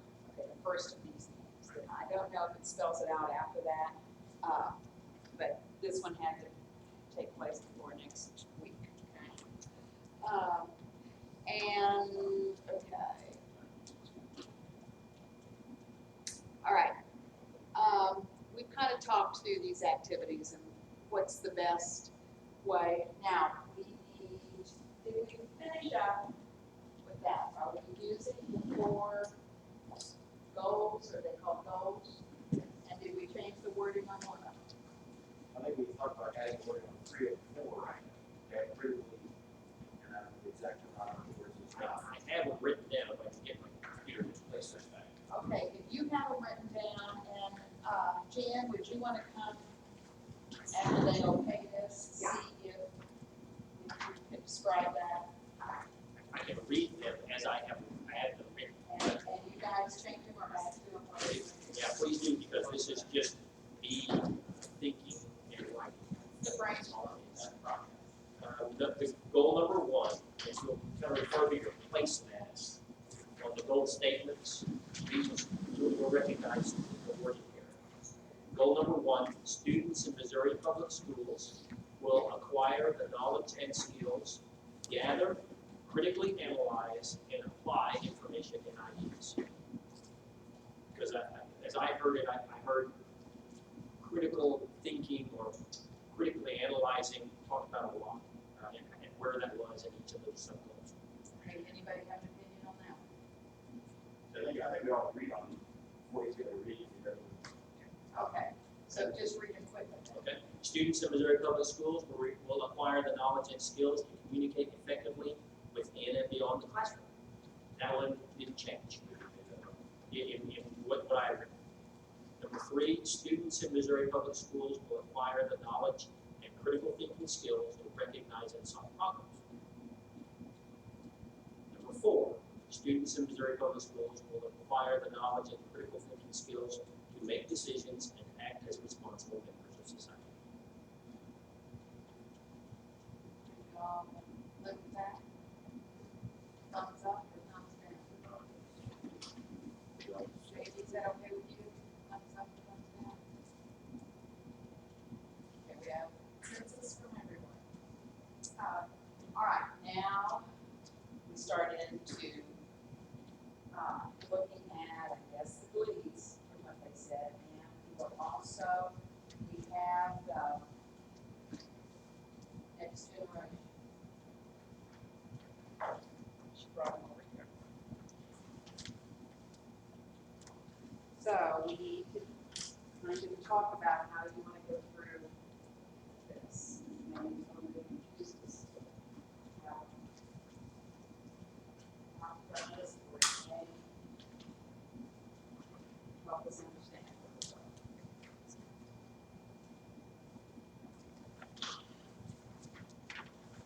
about. compared to just side by side. I started, but I did not finish. So, I didn't finish. But I started counting, and, it seems like when we did our work with the Glees, there were about 35 standards per grade level in the Glees. So for NGSS, when I went through there are 10 kindergarten ones. There are 9 first grade ones, 14 second grade ones, 15 third grades, and so forth and so on. And then, so like I tried to go in and look at the first one on NGSS, which would have been on page 5. And it looked like it matched up with 22AK. But some of them, as I looked at some of those, because I just started in kindergarten, as I looked at some of those, they didn't really match up specifically with some of the Glees. Okay, if we look at the Glees, and you guys that are science, help me walk through this. We kind of did a document walk of the Glees. It looks to me like there are 8 strands. Yes. Okay, and so. And they match the 8 on the place now. Okay, and so there are, strand 1 is matter and energy, Yes. strand 2, force and motion, living organisms, ecology, earth systems, universe, scientific inquiry, science, technology, human activity. Okay, are those in the next generation? No, but there are some that would match. But it's not into those. It's not in those 8. No. Is it divided into some kind of? Yes. What are they? They are, Force and motion, waves. it's like force and motion. They go by disciplinary core ideas. I'm not the person to do it, but this is kind of. It is. We can't use it. Right. So there's, So, do you want to not use it at all? Do you want to use it as a reference? I know we can't use it, but we can read it. Yes, curious what's your goal in closing that?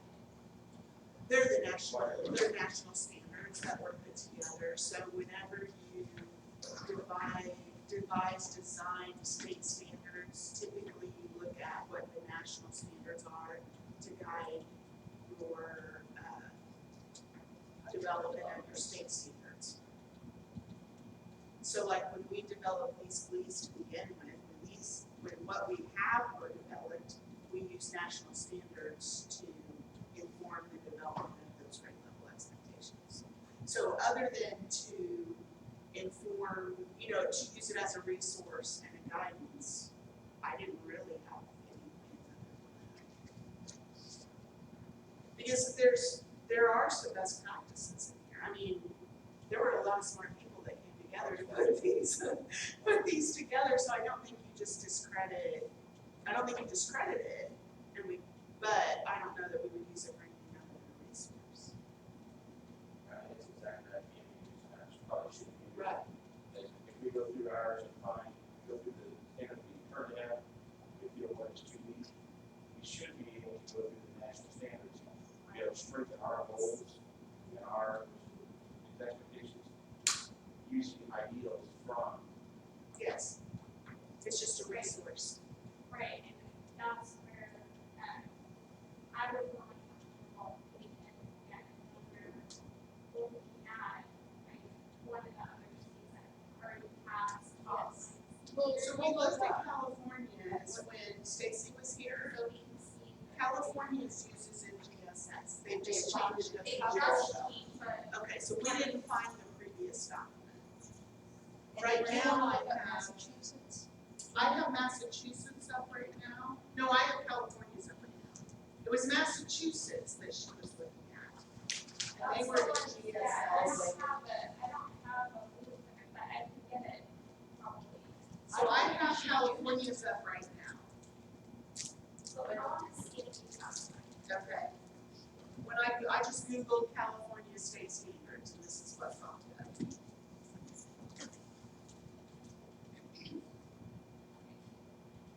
So we will find,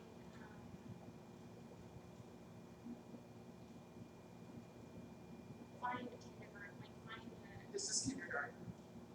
So right here, these are the standards that they're saying should be taught in kindergarten. So this is the first page of kindergarten.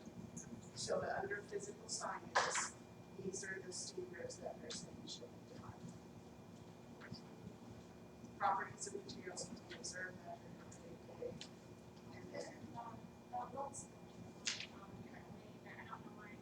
and then there's a life science one, an earth science one, and an investigation. I wonder why experimentation. Investigation, they don't have, investigation and experimentation. That's what I would guess, yeah. That's exactly, it's observe common objects using devices. So this one right here would be different types, so that's, is that kindergarten?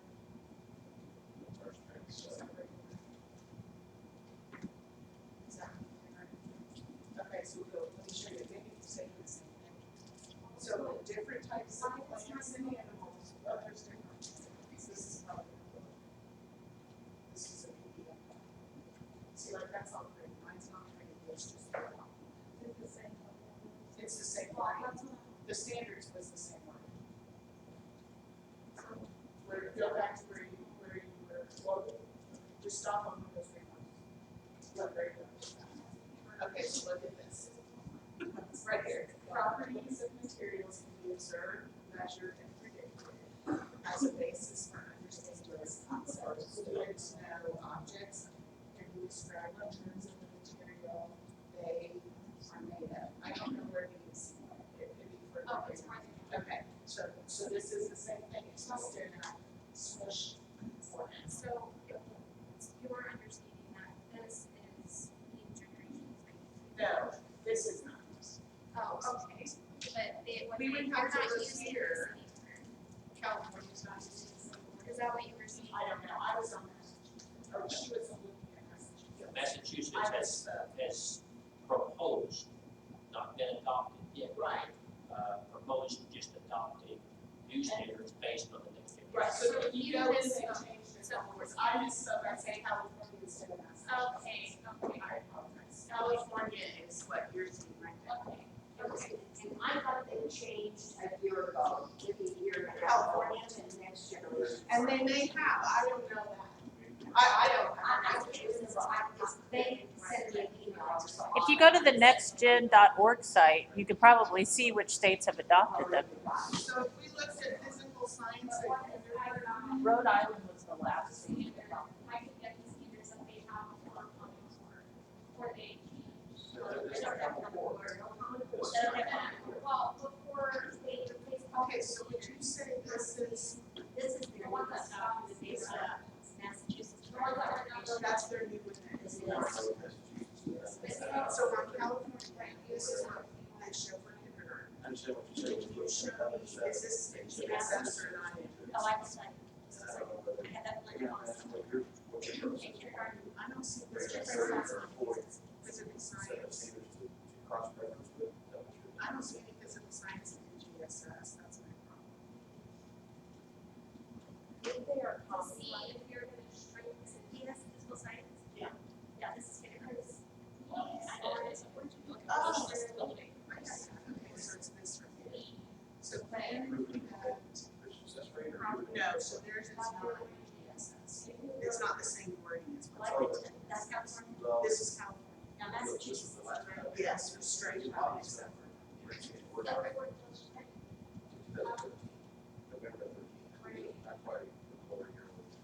Yeah, we haven't even discussed them yet. Like, if I want to research for those written versus. That's why I want to suggest that we use these, obviously, we use the three state standards that have been in effect. Right. And if it works to revise from them, you can look at this and say, okay, well, this sounds much stronger, based on what we know as a solid group or as a collective group, we can use our intellect and our knowledge base and say, this could be strengthened, or this probably isn't necessary anymore. That's what this group is supposed to be able to do. Because I agree with Yeah. And that's exactly what. So would you think start with fifth grade, because in my brain, I gotta have the, yes, I gotta have the truth. So what I'm wondering is if we started with fifth grade and read our pleas to see what changes we wanted to make at fifth grade and worked backwards, would that make sense? Yes. I mean, would that make sense to you? Okay. Going back to the requires the specifications, a lot of these things, the biggest, my personal biggest, is that it's not addressed. The big We gap just between- said Yes. something really It's when important. you're in first grade, not testing in fifth grade. Right. That's why I have my biggest, when I look at some of these standards, and for a long time now, because, we don't talk about, this is environmental benefit. Maybe we talk about once it's Right. first grade. Right. And I would like to see that's. It's hit more than once. Exactly. So I just- Okay, Chris, What happened? Starting with the end in mind is, I think, the way to approach this. And the idea of curriculum, I think that's what you have to start with what the kids have to know at the end. that's kind of what we did. Yeah, that's a really good thing. But fifth grade isn't the end. No, right. No, it's not. Senior- So should we look at? Senior- We're Right, not, but that's not our we path. don't get to do that, so the question is. But- vertically along. Well, the thing about it is, we can do that, and it'll work well, only if the senior group does the same thing. What about So we're gonna have We to, need to work with them, I mean, we gotta give those. Somehow. we only had one little, I wondered about that. I wondered about how we I've done said. this numerous times with the high school. They're- And where this starts, yes, where it ends, because it makes sense to everybody. Have everybody in one room and have everybody on the same page and everybody, you won't get any place. And that's why when you say elementary and have a set of standards at the elementary, and then have a set of standards that are from the middle school, high school on. And now I'm not saying you can't check and see, because you obviously have to check and see. The standards we currently have do cross, but they align very well. they align very well. Yes, they do. So as long as we have this as a framework, I don't think we can go wrong with using it as our framework. And then once the two committees show their end results, and they both can be put together, and the group can possibly just say, okay, this is what we were building for this. Could I throw something else? We're going to select a liaison sometime, two of them, right? Could we ask the liaisons at least to touch base at the end of our 2-day meetings? I think that I have the standards, is the, I have the middle school standards. I know, but we're not sure now where they're going. Right. right, I think that it is the chairman or liaison's responsibility, it's between them to And if we communicate. put a smaller group, then. Yeah, I don't think that we should all meet together and do this, but we do need to communicate with them, somehow know which way they're going. I'll find out who's doing this. Oh. That's legal, right? Chris I'll bring Howard, this up. I know Okay, two people, I know, there's a guy on there named Chris Howard. He's a, I don't know, We just need to put a bug in there, that we're kind of thinking that way. And I'll try to find them tomorrow morning before the meeting. Or we go downstairs. I think they are downstairs in this building. no, It's supposed it's to be. Matt, By the cafeteria. it's Matt. Let's see, I have their, They all She change, brings them. they change this morning. Like I said, mine. Yes, what? The other building. secondary science is in the Truman building. No, I think that's changed, really. This is over 40 hours old. I think it's down at 3:15. Would somebody It at all? said Matt on the. Can we go look? Go check. That's the facilitator, and she told me she's in 3:15. See if that is really science, because they scrambled us around last night. 3:15 of this building. One by one. It's 1-5. Yeah, it's right across from the coffee bar. coffee bar. Coffee bar. Okay, my second question is, these are copyrighted. So people that are adopting these, totally, do they pay somebody money Yeah, get by. from the chief.org. Good chief.org. That's a corporation. And that company owns Common Core too. They're connected. If you look into it, it's big, they're all the same people. Okay, the other thing is, you got Ann works with us all the time. She seems to think that the leads are really wide. They are, and that these are more narrow. We just might think about that as we're looking at these and see if they are, if we've gotten bigger and bigger and bigger through the years, or if there is a way to get back to this depth. Because I really think less is more. Kindergarten teacher, all those things. Things, I'm just. Maybe when you actually look at it, I don't think there's many per grade level. I've heard that same argument before that it's so wide and so wide. I'm afraid we're trying to get wider and wider on things. But when you actually just look at the actual strings per grade level, there's not that many. I mean, there's ample opportunity to touch each one of these. Well, let's look at that and keep that in mind as we go through. Now, where do you want to start? They're integrated. Fifth grade or kindergarten or plus?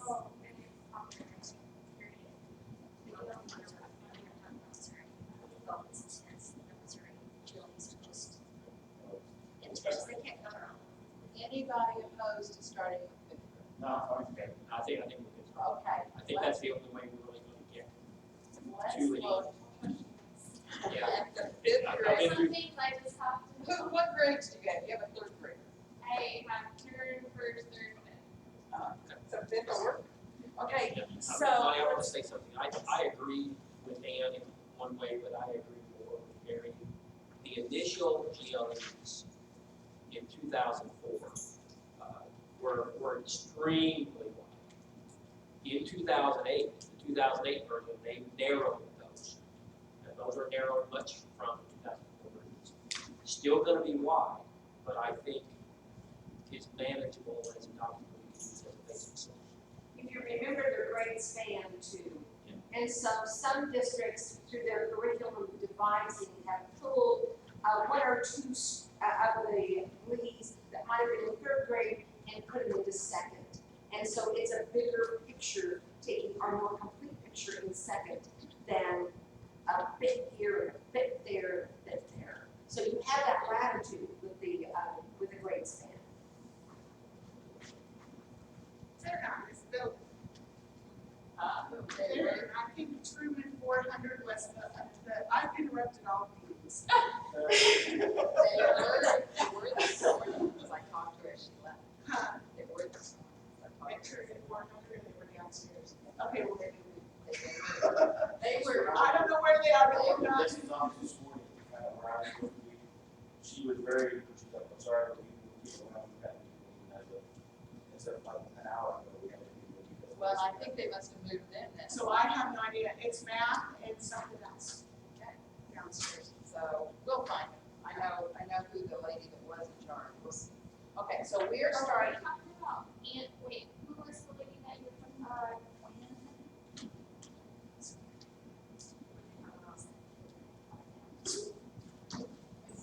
Secondary science is she's from St. Louis.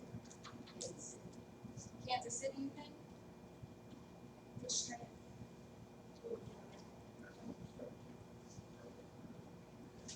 Okay. So we're going to start with strand one. Is that okay? Strand one, fifth grade. That's what you're looking at. Do you want to try to come up with, do you want to talk through a protocol on how to do it? You want to, there's no need to stay on it if we're all okay. Okay, so let's first look for clarity. So if there's any questions, so if it's all clear, we're going to do thumbs up. If you have any question about it all clarity, then do thumbs down, we'll stop and define words or meaning, get on the same page. Then, after that, then we will say, if you have trouble with it or not, and if any one person has trouble with it, we're going to work with that. Okay, with that, so you want to read out loud the first one, strand one, fifth grade. That's not one. It's a note about on what page? It is on page, it's strand 1, number 1, big C, 5th grade, little a. Does that help? Okay, so number 1, strand 1, then big concept 1, big idea 1, concept C, 5th grade, little a. Does that help? Okay. Got it? I got it. Yeah. You can have, I'll put that on. Yeah, I don't want on my computer, but it's really hard. Yeah. it's hard to get easier to that do one. it. Yeah, I don't have a. Describe how changes in state, i.e., okay, so i.e. means that it could be or it is. It could be. Because the other one is what? E.g. E.g., and that means it is, right? So i.e. is could be. Okay, i.e. freezing, melting, condensation, evaporation, boiling.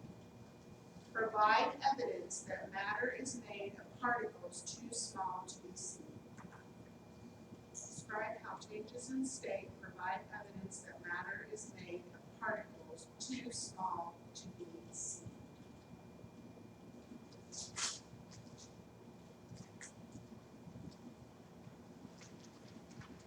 That's very easy for you to understand. I mean, I think if you guys are basic college courses on matter, you should understand it in that terminology. So you formulate the lesson each class. The other big question is property matter, you explain in terms of moving particles, all these things about identification. So you guys are asking the entire of the thing. Should this be a lower grade level? I mean, because really and truly evaporation, condensation, precipitation, like our second graders, third graders get that. I think they can identify that the key term here is describe. When you're describing, I mean, you're coming up with your answer. So in a different area, you're not filling out a worksheet or doing a project where you watch the steam crush the can a bit. This is, you're gonna come back, you're gonna be able to describe the changes in your own words. Can I twist the language?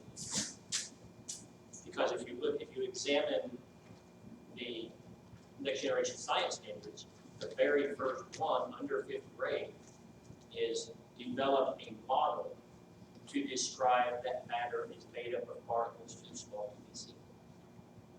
So it's in the process, not the content. Yeah, but are you reading the assessment piece of NGSS? Because I don't think that's the DCI.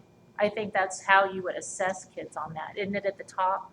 It's tough. Yeah, those are assessment, those are ways to assess NGSS.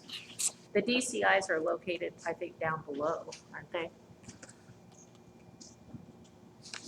Well, you're on force and motion. I'm on first grade, or kindergarten too. Describe how changes in state provide evidence that Freezing, melting. I know, but he's reading up here, and this is more what kids can do. Here's like what the glees are. Okay, right here. Gotcha. Like I'm trying to think, how would I describe that matter is made up of small particles based on freezing and melting? Example of freezing, melting, condensation, evaporation. Right, and how does that show me that matter is made up of particles too small to be seen? It gets solid or it gets liquid. If I don't understand that the reason something's solid is because the particles are closer together, Right. would I be able to? So I guess to me it goes back to that model. If I don't understand that the reason that the particles are close together is why solid versus liquid would tell me that, how would I be able to do that?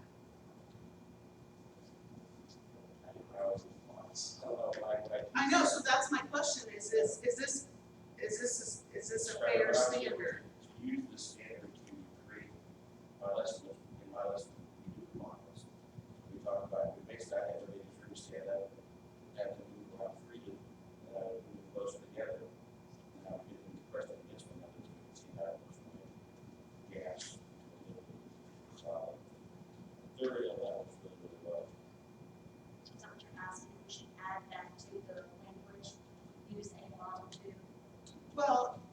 didn't use a model, then would they have been able to get that? If I just showed them freezing and thawing, would you be able to do that? There are probably hundreds of ways to describe this. Okay. Every other elementary teacher probably has their own different method of teaching this. I guess I'm trying to figure out how to do Yeah, it this is without the where, model. this is a wide, So it allows, if you put in a standard, you make a model, then you just remove everybody's ability to.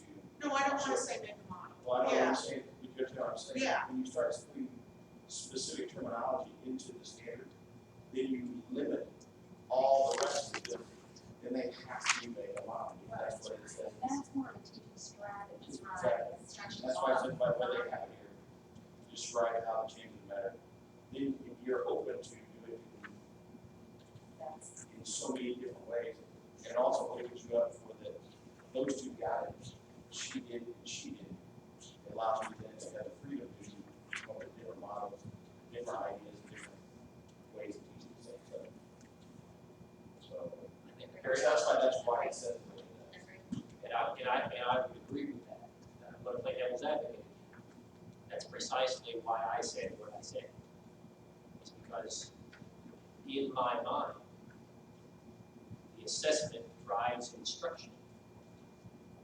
If we assess it a way that ought to absolutely line up with how we teach it and how we describe what we're going to learn. There ought to be direct alignment between not only what the assessment says, but what the instructional practices are and what the objective is. That's why I was very specific. But in this particular, the assessment comes out at the beginning. So Right. We're gonna worry about revise the the assessment. assessments. Which is the way it should be, the standard should be first. So what were you saying about lowering it? Could we lower it? I mean, could this, or, I mean, I don't think that kids should be just introduced to changing stuff matter changes just in fifth grade. I think that should be. They're not. Go back to third or second grade. They're done, that's done like One way team. earlier. One team, see, third grade is specifically introduced to the physical properties of solid gas. What they're working on is providing evidence that it said they're providing evidence that matter is made of particles too small to be seen. So they're just, now they're grasping that there's these particles, atoms, molecules, whatever they, atoms might be molecules. And you can't see them, you have to see them under it, but what's the evidence that they're there? What's interesting, that when we assessed third grade science in Missouri, this was actually on the third grade test. Yeah. Yeah. You thought they're getting up there, Right. remember specifically. Right. Remember that was before realignment. Right. That was back when we had 85. It still exists something as part of the program. That is interesting. Okay, so in weather, this is the hard part, Chris, because stream 5, at third grade, it talks about water is changed into a gas. And, so some of them are woven, like some of these concepts are woven in other streams. So they don't hit on that it changes state. So it, I observe and identify examples of slow changes in the Earth's surface, and it's got freezing, thawing, so that's a second grade in that fifth grade, in that fifth strand.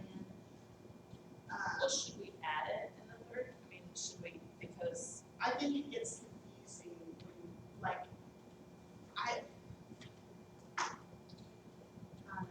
or mention it, I don't know. When teaching this in third grade, there's no other way to teach it but to teach about particles is there.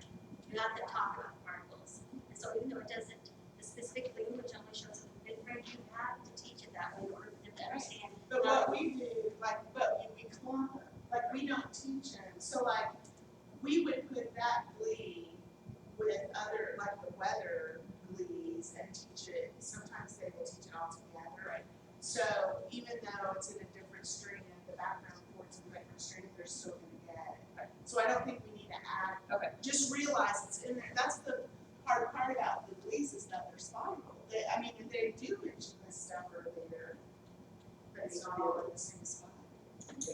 Yeah, they build it. That's why it's hard to know. I want to get rid of some. I think there's too many, but I don't know how to get rid of them. Well, actually, we can just look at the individuals in the near future, how the more things that happen, it's fifth grade, I haven't done. So Right, I think that would make it 35. fifth grade. I'm pretty dang sure, yeah. So I can 35 separate grade, 35 separate. And that's not inquiry, Okay, not that's not separate. strand 7 and 8. This is, a 35. In 170 That's- days.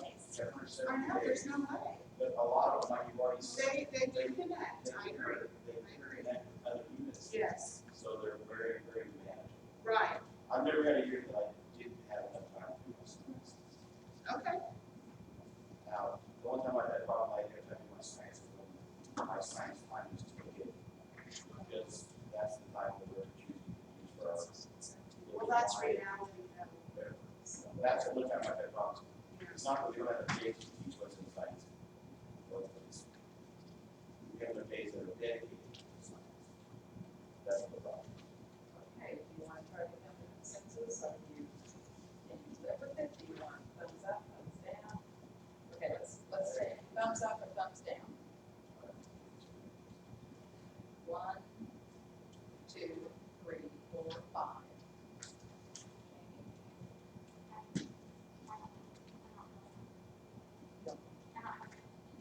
Okay, so one no opinion, so we can move on with that document. There's Okay. 35 without strand 7. Okay, are we going, staying in this strand all the way back to fifth? Is that what you want to do? So now we're going to,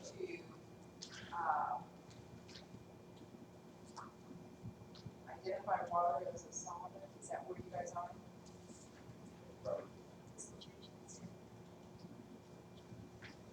So should we do all of the fifth, or should we do strand 1, 5th grade, We should and then do, do yeah. 4th, and then 3rd, and then Yeah. 2nd? Yes. Okay, say this again. So So We're stay gonna with- do, yes, Chris, tell And her. then, so we're gonna stay with strand 1, go fifth down to K, and then go to strand 2, fifth down to K, and then move on, so we don't get confused. And I think we have to go, like A didn't have any in strand 5, but 4th does. So to me, it would be easier if I could work on the big concept. So do all of A, big A, and then do all of big B, and then do all of the big C. Does that make sense? That makes sense. Okay. So we're going back now. So tell me where we are. We're at page 1. Okay, so we're on Strand 1, do you see the shortcut? So strand 1, big idea 1, concept A is where we are. Okay, gotcha. And we're going to, are we starting with So we're gonna go strand 1A, go through all A, and strand 1B, go all B, and then. Just to make it easier for my brain.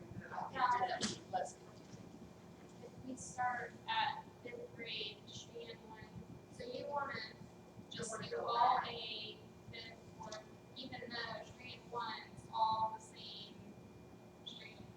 Strand 1 has a big concept, a big Right, idea I see here, that. and then it has a concept on the side. So I would like to look at it by concept.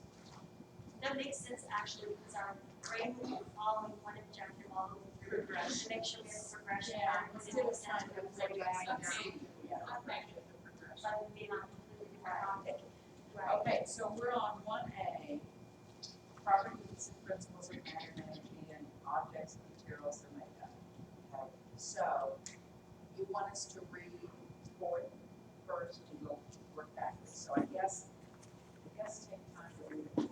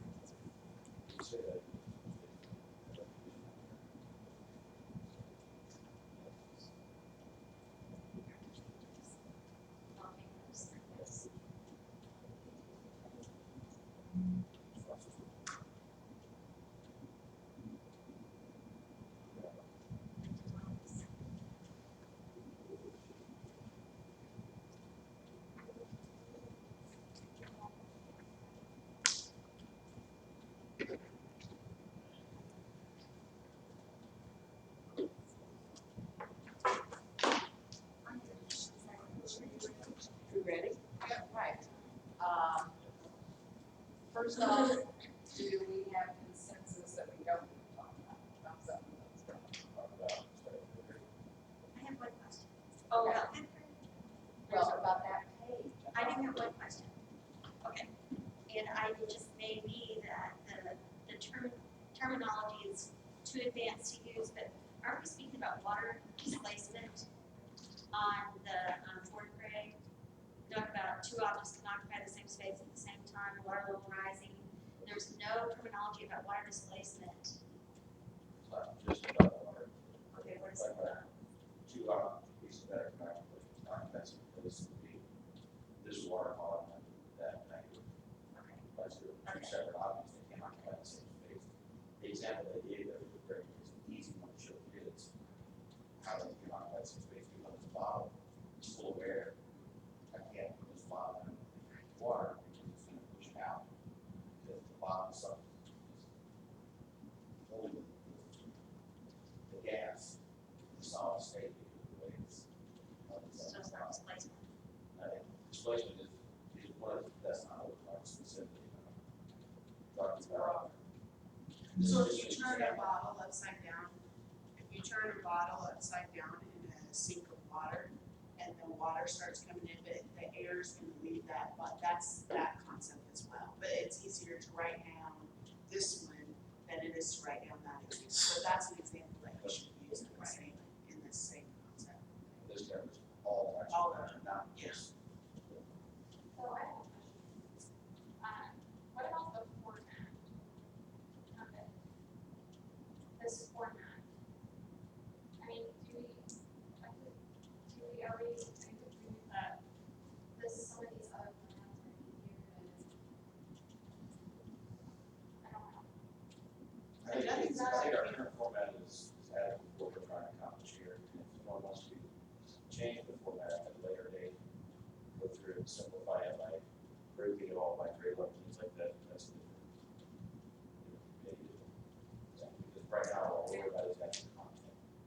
Grouping it can be done at a later date. What would be really cool, what we want to do, is if we had like the steps, like you said, building upon each other. If we had kindergarten and then above it, you had another street, and you would build upon each other, you just add the part that needed to be added on the grade level above it, but that's completely not our job. That could be a nice, But it would be much a easier to nice read. tie at the end of the work. Right, I'm wondering, yeah, that's what I was thinking. Just The idea that we're going if we need a recommendation to reformat it. It'd be easy to see, sort of introduced. And it might be easier for others to understand at a glance. So, This is tough because you see what they're doing with eight people, that's where they're suggesting to teachers, this is not. That is why I like it. Right, but as a teacher trying to decipher. historical part of that is that you're in education in Missouri, faculties were developed initially. You know that communication arts was developed first, so GLEs and the format for GLEs was really decided by those English language arts. Because math came next, and they wanted to use the same basic format for math. And by the time science and social studies came around, the format was pretty much in place, and the committee talked about creating a different format for science, but ended up deciding to use the same one because that's the one everybody understood already. And already knew. If I could add to that, science didn't need to put something in every box. Right. And trying to pare down the content to where it was more manageable was one of the important things. And to build that, the reason and to build that cascade or that building block on the foundation. You didn't have to have something in every grade level, otherwise you'd easily have 35 or 40 topics a year. I think it would be nice, though, like Jamie was suggesting, and you were talking about having to mark out all the parts that are just, this is an example of what you can do, but it would be nice if you had a new document where you just have the language, and then you have a reference underneath or something about these are examples that you can follow. I don't know, I just think it might be easier to. Not right now, that doesn't mean we can. Oh, yeah. But even like the next generation, No, this is a good conversation, but like even the next generation has an area at the bottom or elsewhere on the page to refer back for an example of how you might do that. That's Get just what I'm guidance. saying right here. That's what this document, I agree. this whole document does. So, this is just really cumbersome. Maybe, It's cumbersome to read. maybe, I mean, we need to think about that as we go through, about looking at a different format. All I can say is very confusing for the brand new teachers. Those are the ones that I work with.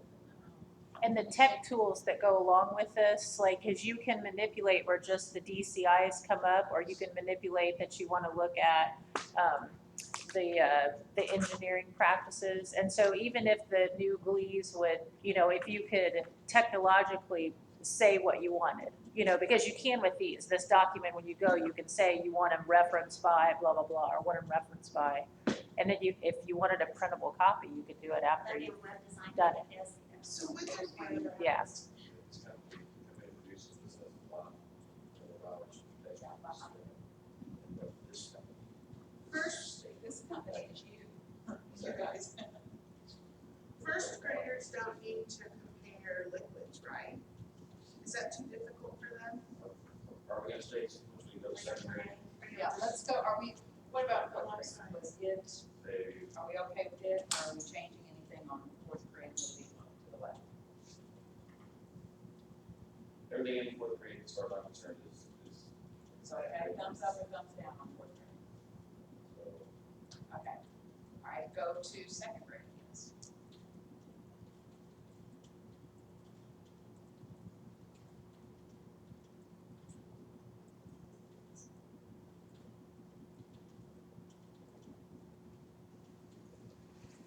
Discussing.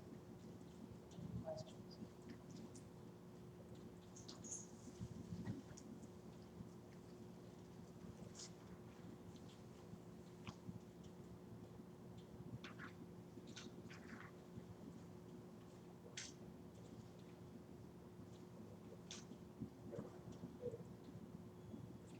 Thumbs up, thumbs down on second grade, okay? Okay, I just have a question. Solids and liquids, there's no conversation anywhere about solids and liquids for second grade? that's because the main strand is solid. Is solid. Energy, it's matter of energy, and this is talking about, it's not solid, it's second grade, we're not talking about that, we're talking about matter specifically. So you've got, there's a compare, just try to compare the physical properties. Physical properties of, and you can do anything, possibly, or. You don't think it needs to be added to know that it was with solid and liquid? okay, that's on properties of matter 1D. Okay. That's first grade, isn't it? So that's third. Third grade. And I think some of our confusion lies with, we're kind of from different, we've all used these things. And then we've developed our own curriculum in our own districts, and so trying to wrap ourselves around this is different than what we've been used to teaching too, because like, I teach all of this, right, in the fourth grade section, I teach all of that in the fifth grade, because that's part of our expectations Right. from our Let's district. try to stay minimal. What we got here, this is not, Right, it doesn't say this is what you teach, so Right. this is just the minimal standard for. that, right, It's a guide, Right. and they stress that to us, this is a guide, and you may choose to do it. whatever your district tells you. It's just like, well, I agree with this, I remember when we applied this to our own curriculum, it was painstaking. Yeah. Maybe we spent hours and hours cross-referencing, finding where each one of these fit in our curriculum, make sure we're covering all bases. It's So, curriculum alignment. we love curriculum, other stuff, but this was huge. Okay, what about second grade? Do we want to change wording?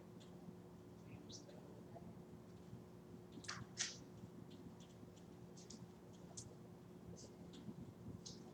Eric, Again, I think that second, my bigger concern is that they took everything out, to each other back further, back to third grade.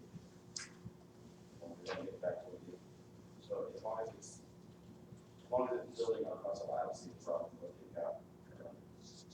Because this specifically talks about very physical properties. When you're talking about physical property, you're talking about, you know, does it hold its own shape? Does it take the shape of the container that it's in? Does it fill the environment, you know? That's the physical property you're talking about, that's. Magnified, that you go ahead to that, the rest of it all makes sense to me. That's something you would cover.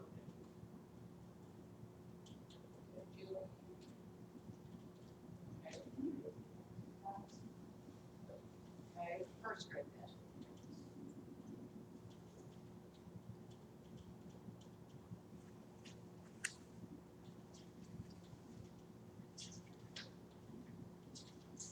So probably A is so they get a feel for how to use the apparatus, right? Okay. And is it, I get that it is difficult for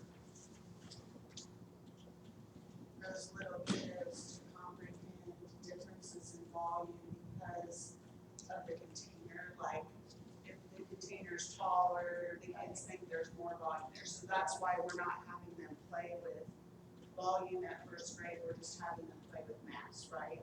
Is that what you would understand as well?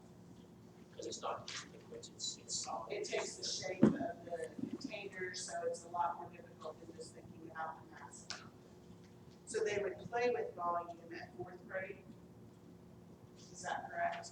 Volume, what you're just trying to compare volume. Right, so where are we playing with volume? Prior to fourth grade. Yeah. I don't see anything prior to fourth grade. In mathematics, is the volume kind of in about the fourth grade, where you're actually talking about volume? At fourth grade? And fourth and fifth, with that formula? In fourth grade B, comparing. No, I get that, but what, I would know that you're dealing with volume before fourth grade, or we're all in trouble. We are in trouble because eighth graders come into me saying that that mass is how much space something takes up. Does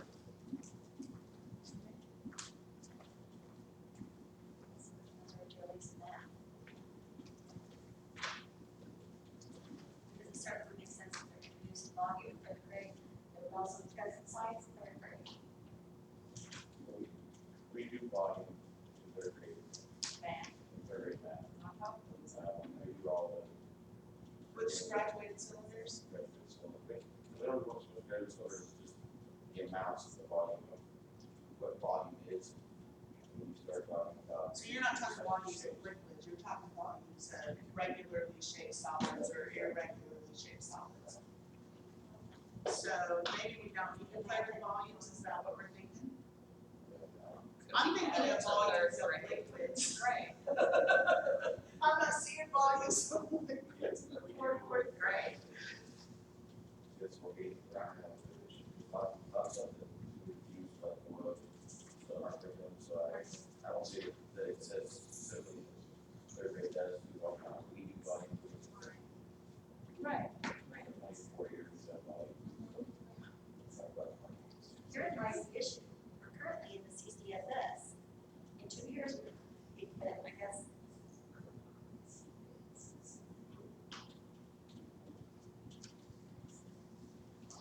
So, how far did you get, it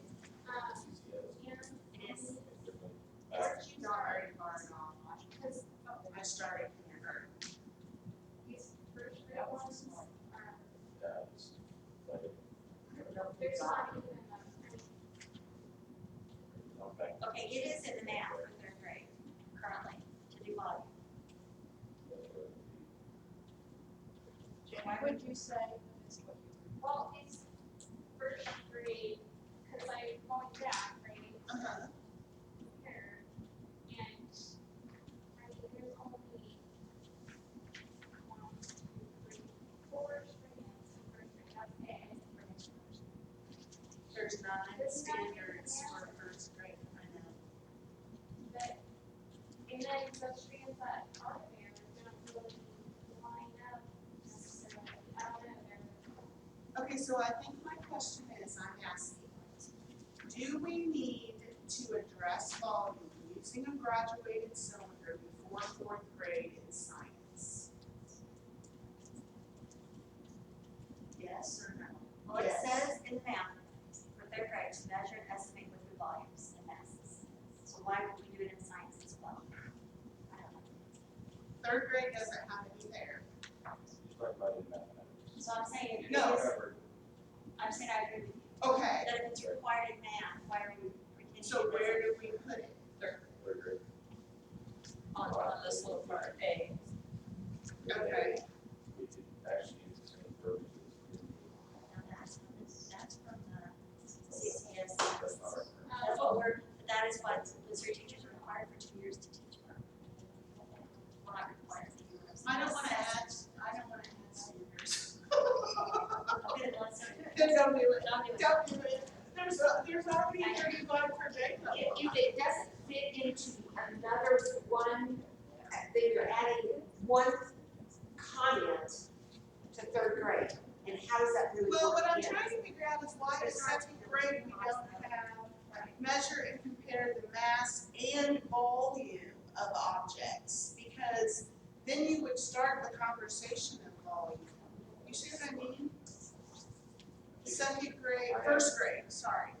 I haven't looked at the brain level on that, and why the turn off is not used. Yeah. If we were to put it anywhere, it would probably fit vocabulary-wise into first grade Right, exactly that's where what you're I'm talking. saying, but I understand young kids have trouble with that concept, but I would hate to not, Mass and volume of objects. right, but I would hate to not start with thinking, I don't know, this is complicated. Let's just keep on here. It's fine. I think it's So fine. what did we I decide? think it's fine. I think it makes sense. So, So you have to determine if it's age appropriate for a first grader, if they can actually use it between this is math, and this is the volume. The bigger part is, if this is full and this is full, would a kiddo be able to determine that there's more volume in this than in this? And if I use a tall, thin one, and I put in a short one, and I put liquid in both of those, there's a certain age that cognitively kids will say, even though there's probably less in this one, they'll say there's more because the container is taller and the water level is taller. So I don't know what that magic age is, so if it's first grade, then it's useless to talk about it, which is probably why it's not there, so. And you don't want to set up a misconception. No. So let's, Because you'll never get. I'm good, thumbs up, let's go. And it's come full. Sorry, our way I'm good, yes, thanks. Okay, we're good. Is this grade one? Yes, we're not doing anything. Okay. It's all good. Yeah. It's all good.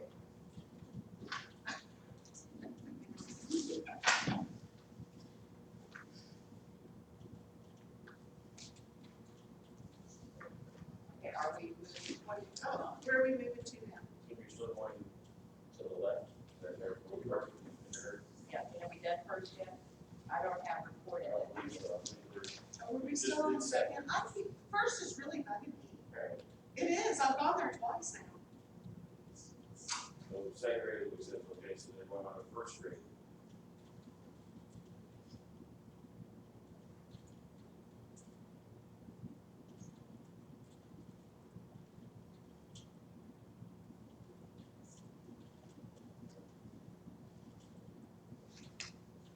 I think this is so hard for the first grade kids, because if you even look at fifth grade, the kids in fifth grade have a hard time differentiating between mass and weight. And so if you're telling us in fifth grade that that's hard, why would that be okay in first grade?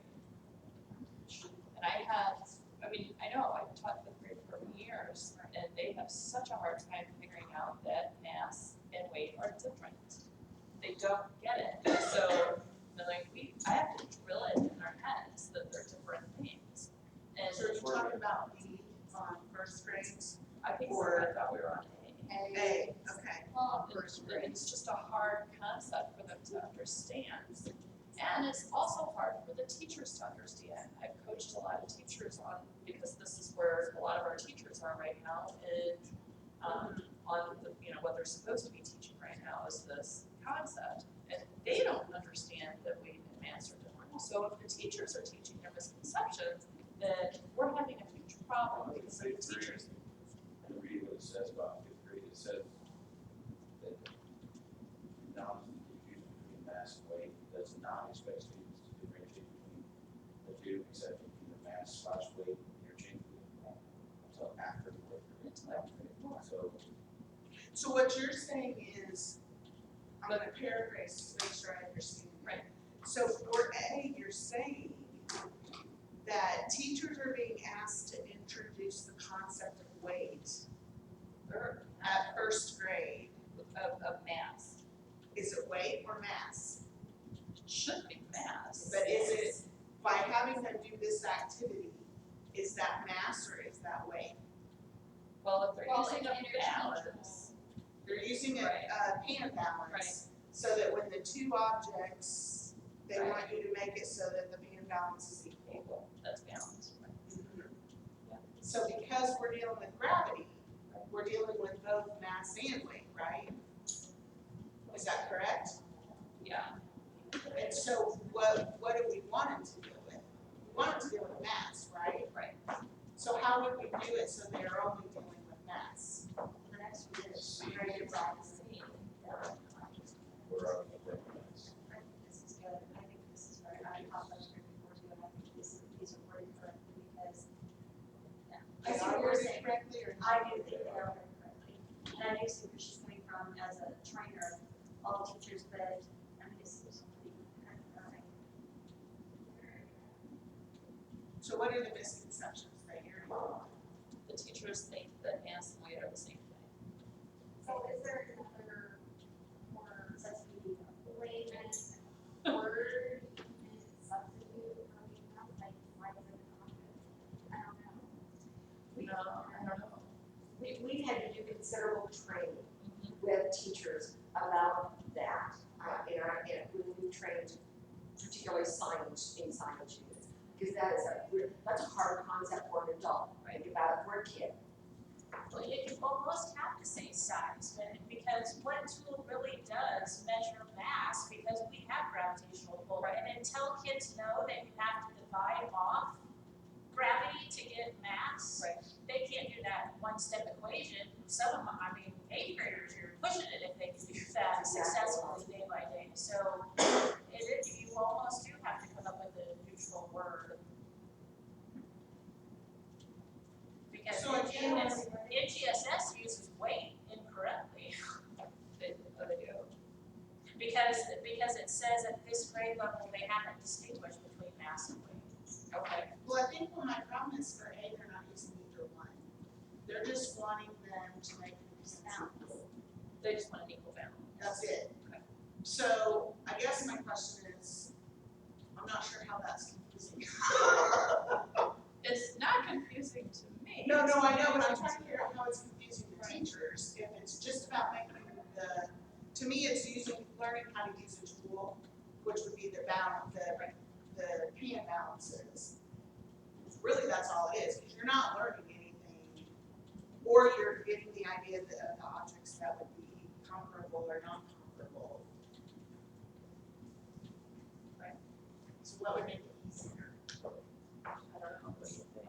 I don't know. I really hate to change the language because I think if we take out the scientific language and we replace it with another noun that is not science specific, it's just like when people don't teach math correctly, that it was added, I think it's not helping the students, so.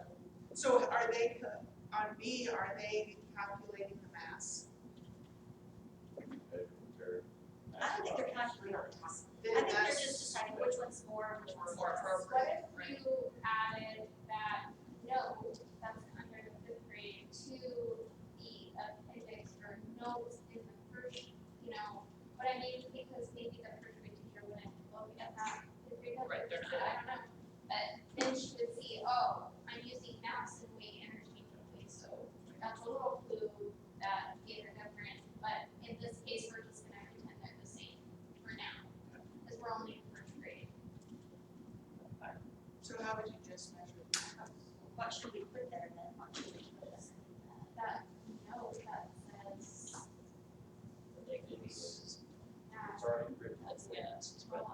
very simplistic term, it says order objects according to mass. It isn't comparing it, it isn't even mentioning anything else.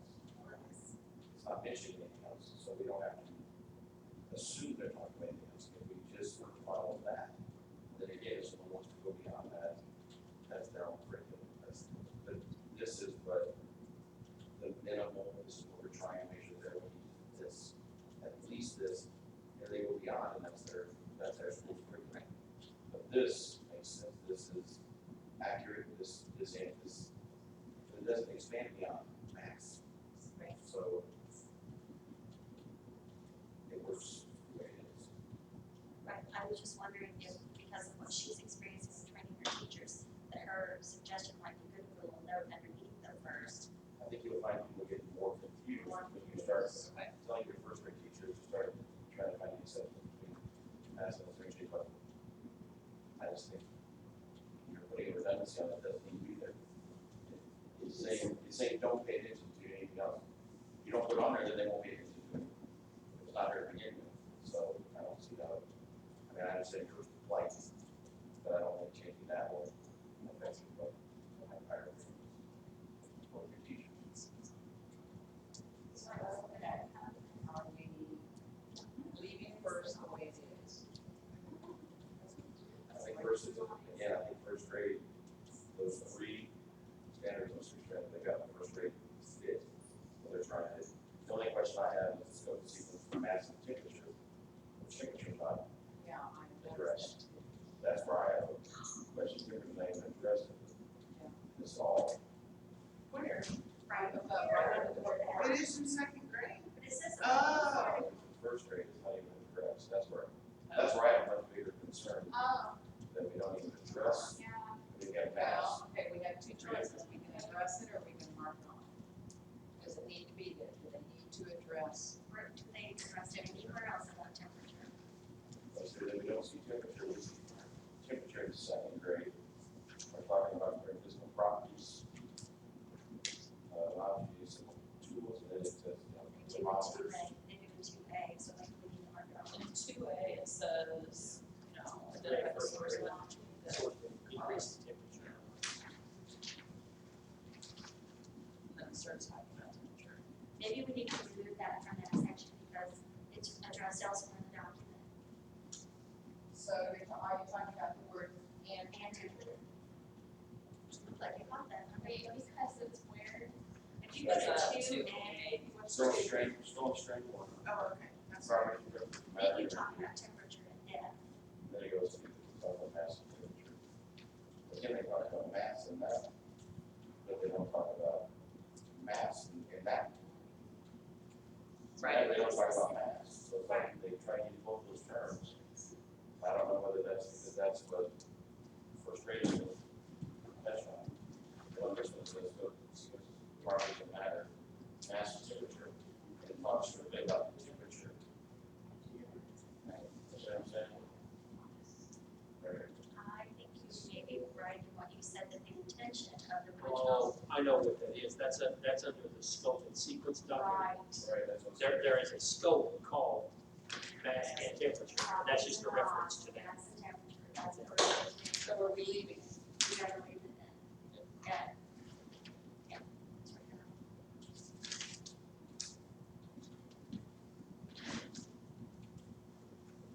So that's scope and sequence for first grade.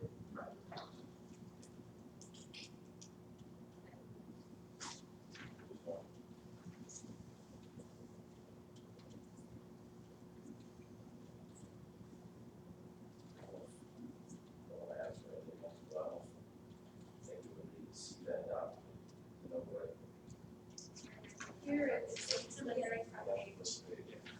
okay, but explain to me, it's under fifth, on strand one, fifth grade. It's blank. It's blank. It's blank and In this. Oh. And then, isn't that what we dealt with, Hundred. when we started on one C? So we need to fix the scope and sequence so that it matches what we're saying with the kids' need. It's water cycle. Because there's nothing there, but we are doing something in matter. Sure is.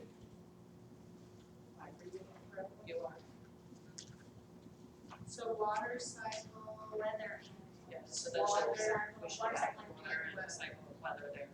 So we think that is in this one? Yes, it almost has to be. And a solar system. there's another one. Okay, Solar it's just system. called solar system. Mhm. And that's under stream one. Chris, I missed that. You mind right here. It's kind They say we're not addressing in fifth grade and no matter the truth is who are, you go to this page, we're under cycle. Right. there really is. You go back to Right, and solar system.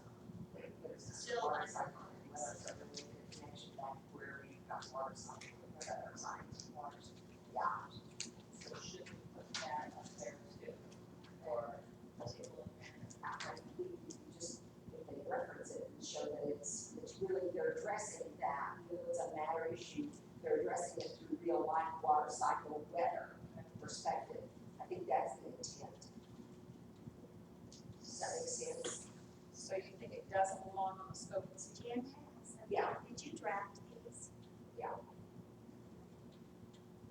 Yeah, Is it gonna cause a problem with this? absolutely not. Okay.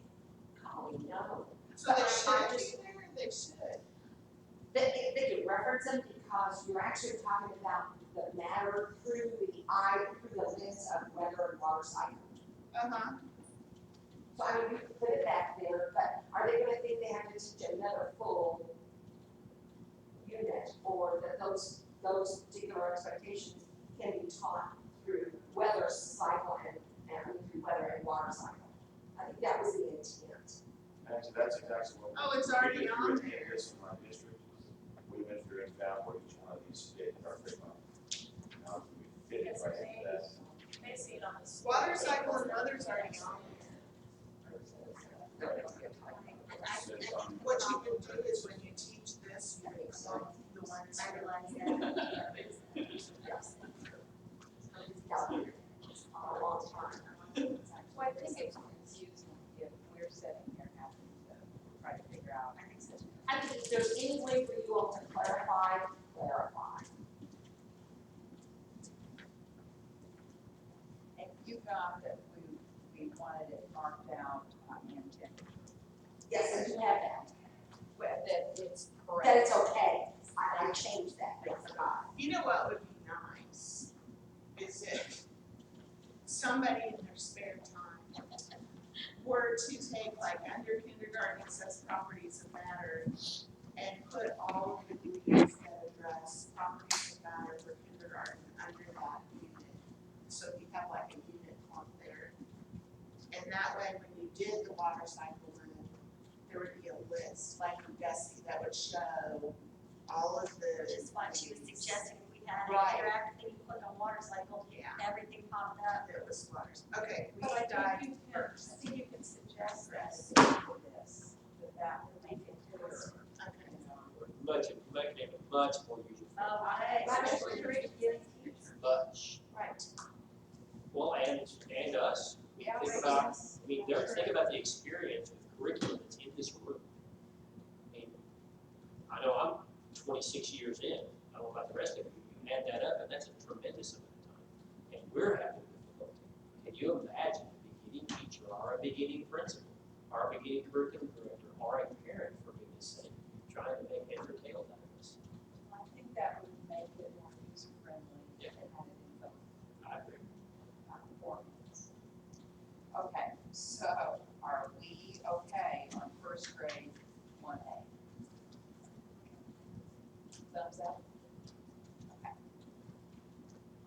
And kindergarten 1A? You okay? Stan, are you still reading? No, I'm good. Okay. I'm good. Okay. So, So, I was reading, but I'm.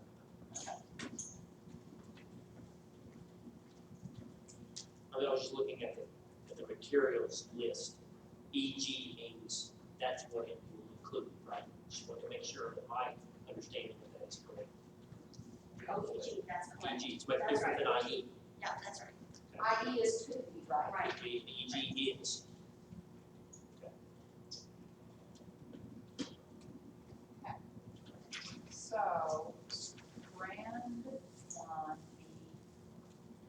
we're starting with 40.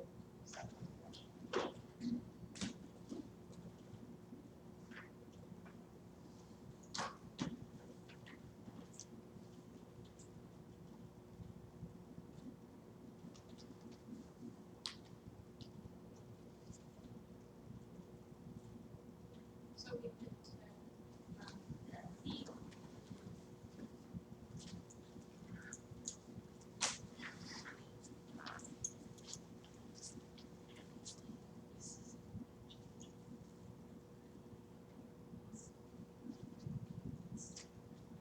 I'm sure you saw the coffee units.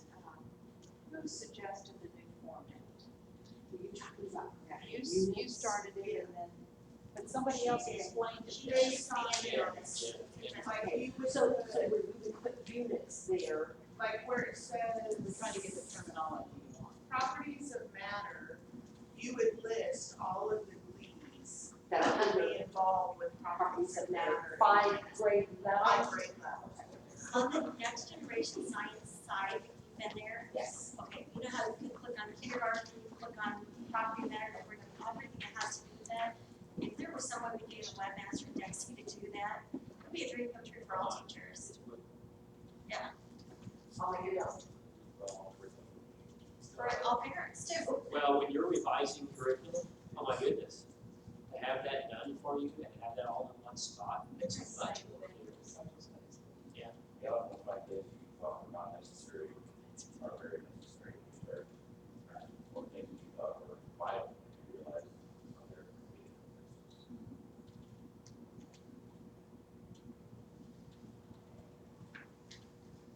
Okay, fourth grade, we have questions?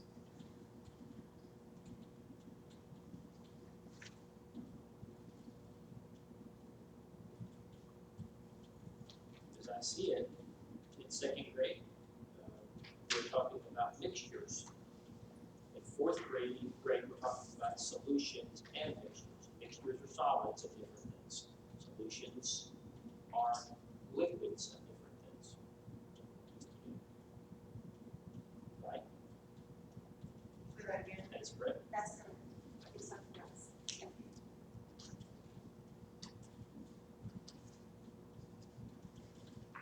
Is there a glossary for all these? There is a glossary, a science glossary out there It goes with this one. that goes with this. Okay, any changes or any discussion on strand 1B4? Yeah, I'm getting caught up in the wording here.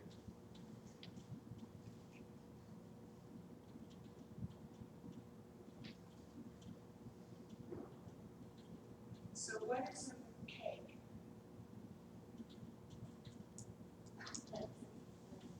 Is that a mixture? No, it's a solution because you can't separate it again, correct? Yeah, correct. You cannot separate And it. it's gone under a chemical reaction, so it's a So solutions are chemicals. yeah. Except in the event, correct, but if you were to dissolve sodium in water, and then you allow the water to evaporate. That's a solution and I can separate it. Separate it. So that's not That's not true. the correct definition. No. So mixtures Mixtures are clearly, they do are have. not heterogeneously, mixtures are not heterogeneously dispersed, right? Am I correct? I've never seen I don't think that's. You don't understand what I'm saying at all? Heterogeneously, they are heterogeneously, Mixtures are, because you don't have, what do I call river water? That will, separate into layers. I mix it up, it's all mixed together, it separates out into layers. That's a mixture, right? I don't know that that's a mixture. Is there a homogeneous mixture? There's homogeneous Homogeneous mixtures mixture. and That's heterogeneous mixtures, right? But a mixture is something Isn't that you homogeneous can solution? take apart. See, that's what I'm trying to think, because that, when I'm thinking of the There's cake, a difference between those two. yeah. And I don't think a cake's a solution. No, I think a cake is a homogeneous mixture. I You can't separate. don't think it is. Okay, let me, okay, Say so. that's why these individuals who have so helpful, they just together, worrying about that. I think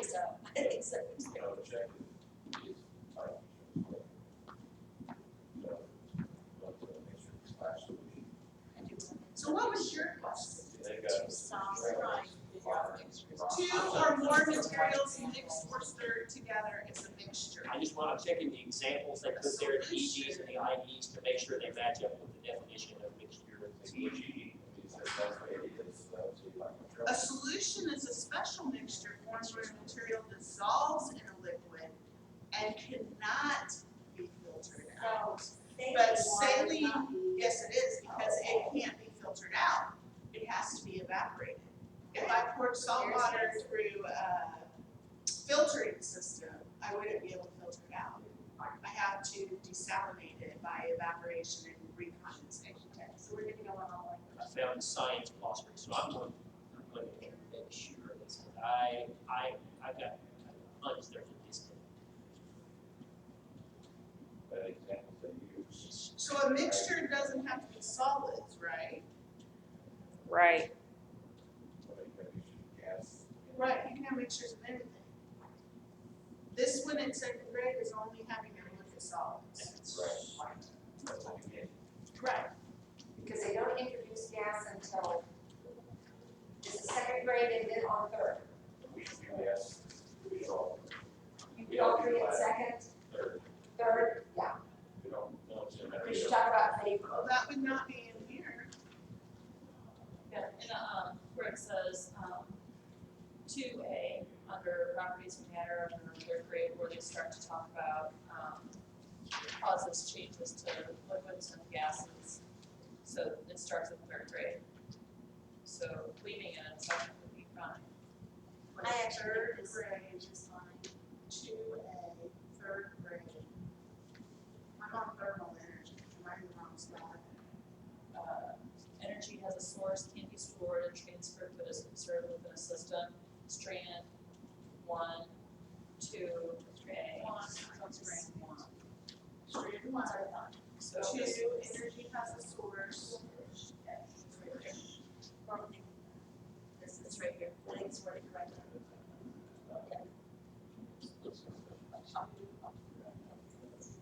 Okay, come up with a better solution.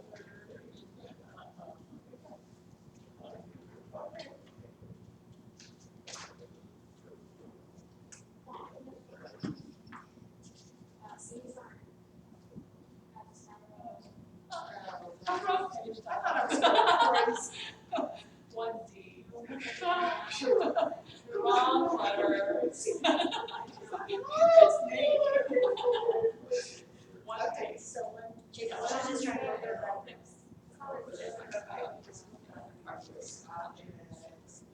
Solids, gases, air.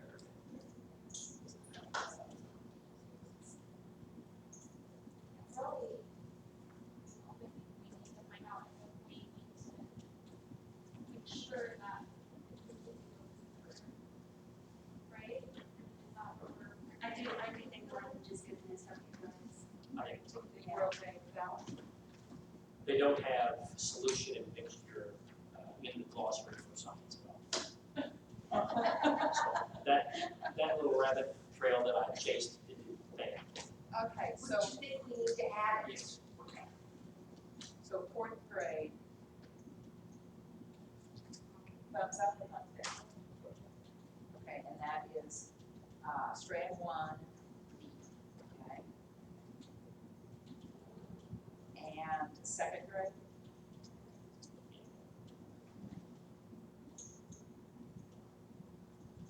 Okay, we are close, we have about 15 minutes, not quite, and we have not taken very many breaks.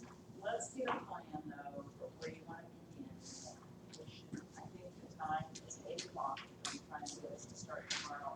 Think that if you guys choose to, but that does get people that are driving out of the way, like, instead of 4 like today. So 8 o'clock, you Yeah. want, okay, 8 o'clock is this room. And, do I just keep going like we're doing? Do you want homework? What do you want? No homework. Okay, so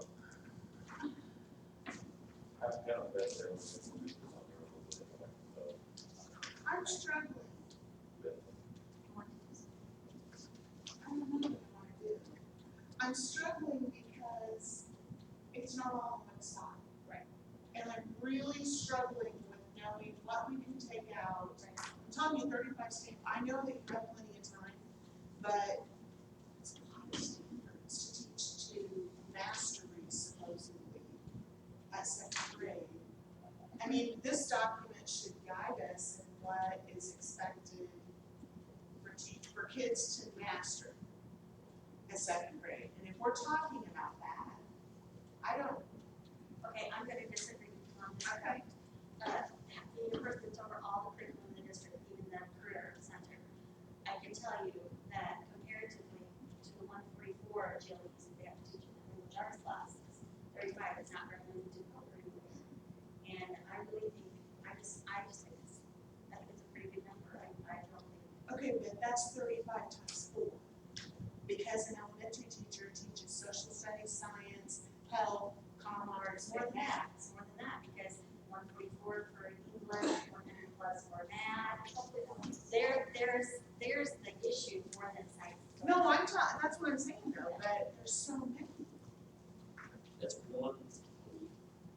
Yeah, it's not. But you don't teach them in I don't believe isolation that of you, I also think it's not just because there's 35 doesn't mean they're not already grouped together.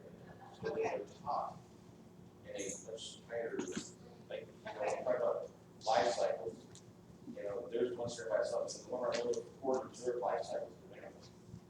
You don't do one without that, they're not the exact same. Okay, so you guys feel comfortable with the number? Right, and you have to think about whether they're doing that every day, that's part of their routine, all of your teachers teaching them whether. I do think the format may be a little ugly, in that if we did what you're describing, we knew everything kindergartners were supposed to know, we had such a breakdown, and then we taught unit, like. You know, like a project based or something like that, I think you might get most of it. Which is how we do it. I mean, that's how we get through it, but. Great. Okay, so you guys are good with how many there are and how they're here. I'm not necessarily good now they're here, but I don't have a. Cause I am not gonna be able to tell, I'm struggling with being able to tell some of the scope and sequence and the cognitive readiness across the span in the way that they're formatted here. Like I can tell detail wise, like if we're just gonna go one at a time and look at it and see if the language is accurate and if it's okay, I can do that with the method that we're using. We don't have another method available to us. Okay. Would scissors and chart paper help? I don't know, if I'm the only one struggling, I'll be able. Well, I mean, what we could do is we can, kind of sounds silly, but it's, whatever, we're elementary. So we can take Post-it notes and move things where we want them, and we can make a big chart, move things around if you want, Would that be valuable? I think it would be I don't know, valuable you to can have see no it. thinking about where we need to move things. I don't think we need to expand the process by starting from chart papers and. Exactly, because this is exactly what we talked about. We did this to make sure that we covered all around our curriculum in our district. We did that exactly, because we made sure that we covered each component and where we touched upon it. Which is what we've done too, but so do we need to do that with this document? Maybe we just need to look at the detail and go through each one and say if we're okay with them or not. Did you guys bring your district documents? I don't have them printed, but I've got them to look at. We could always compare those to this as well and see where as a district we thought there was a, But what you're saying is the districts are doing what you're saying. Right, so we probably don't need to worry about. Well, I mean, do the districts, does that process help the districts? Or would it be a step ahead for districts if we had it in that format?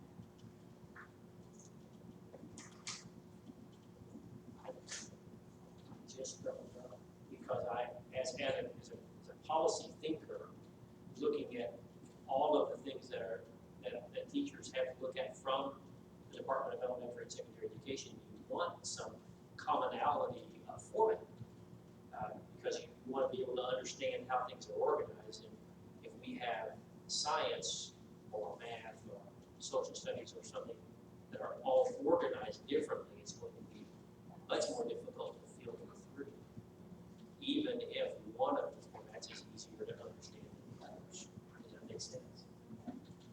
just don't know. I'd say we're good with the way we're doing it.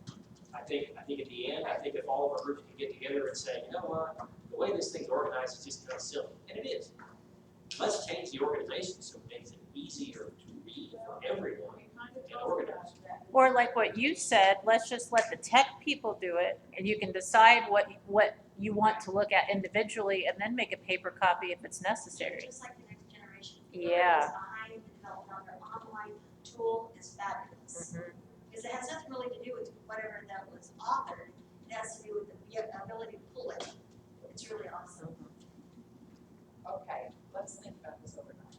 Think about format, and right now, kind of consensus is to just move ahead how we're doing. But think about it, because we can switch gears first thing in the morning. But I have that we are ready to start with strand 1D.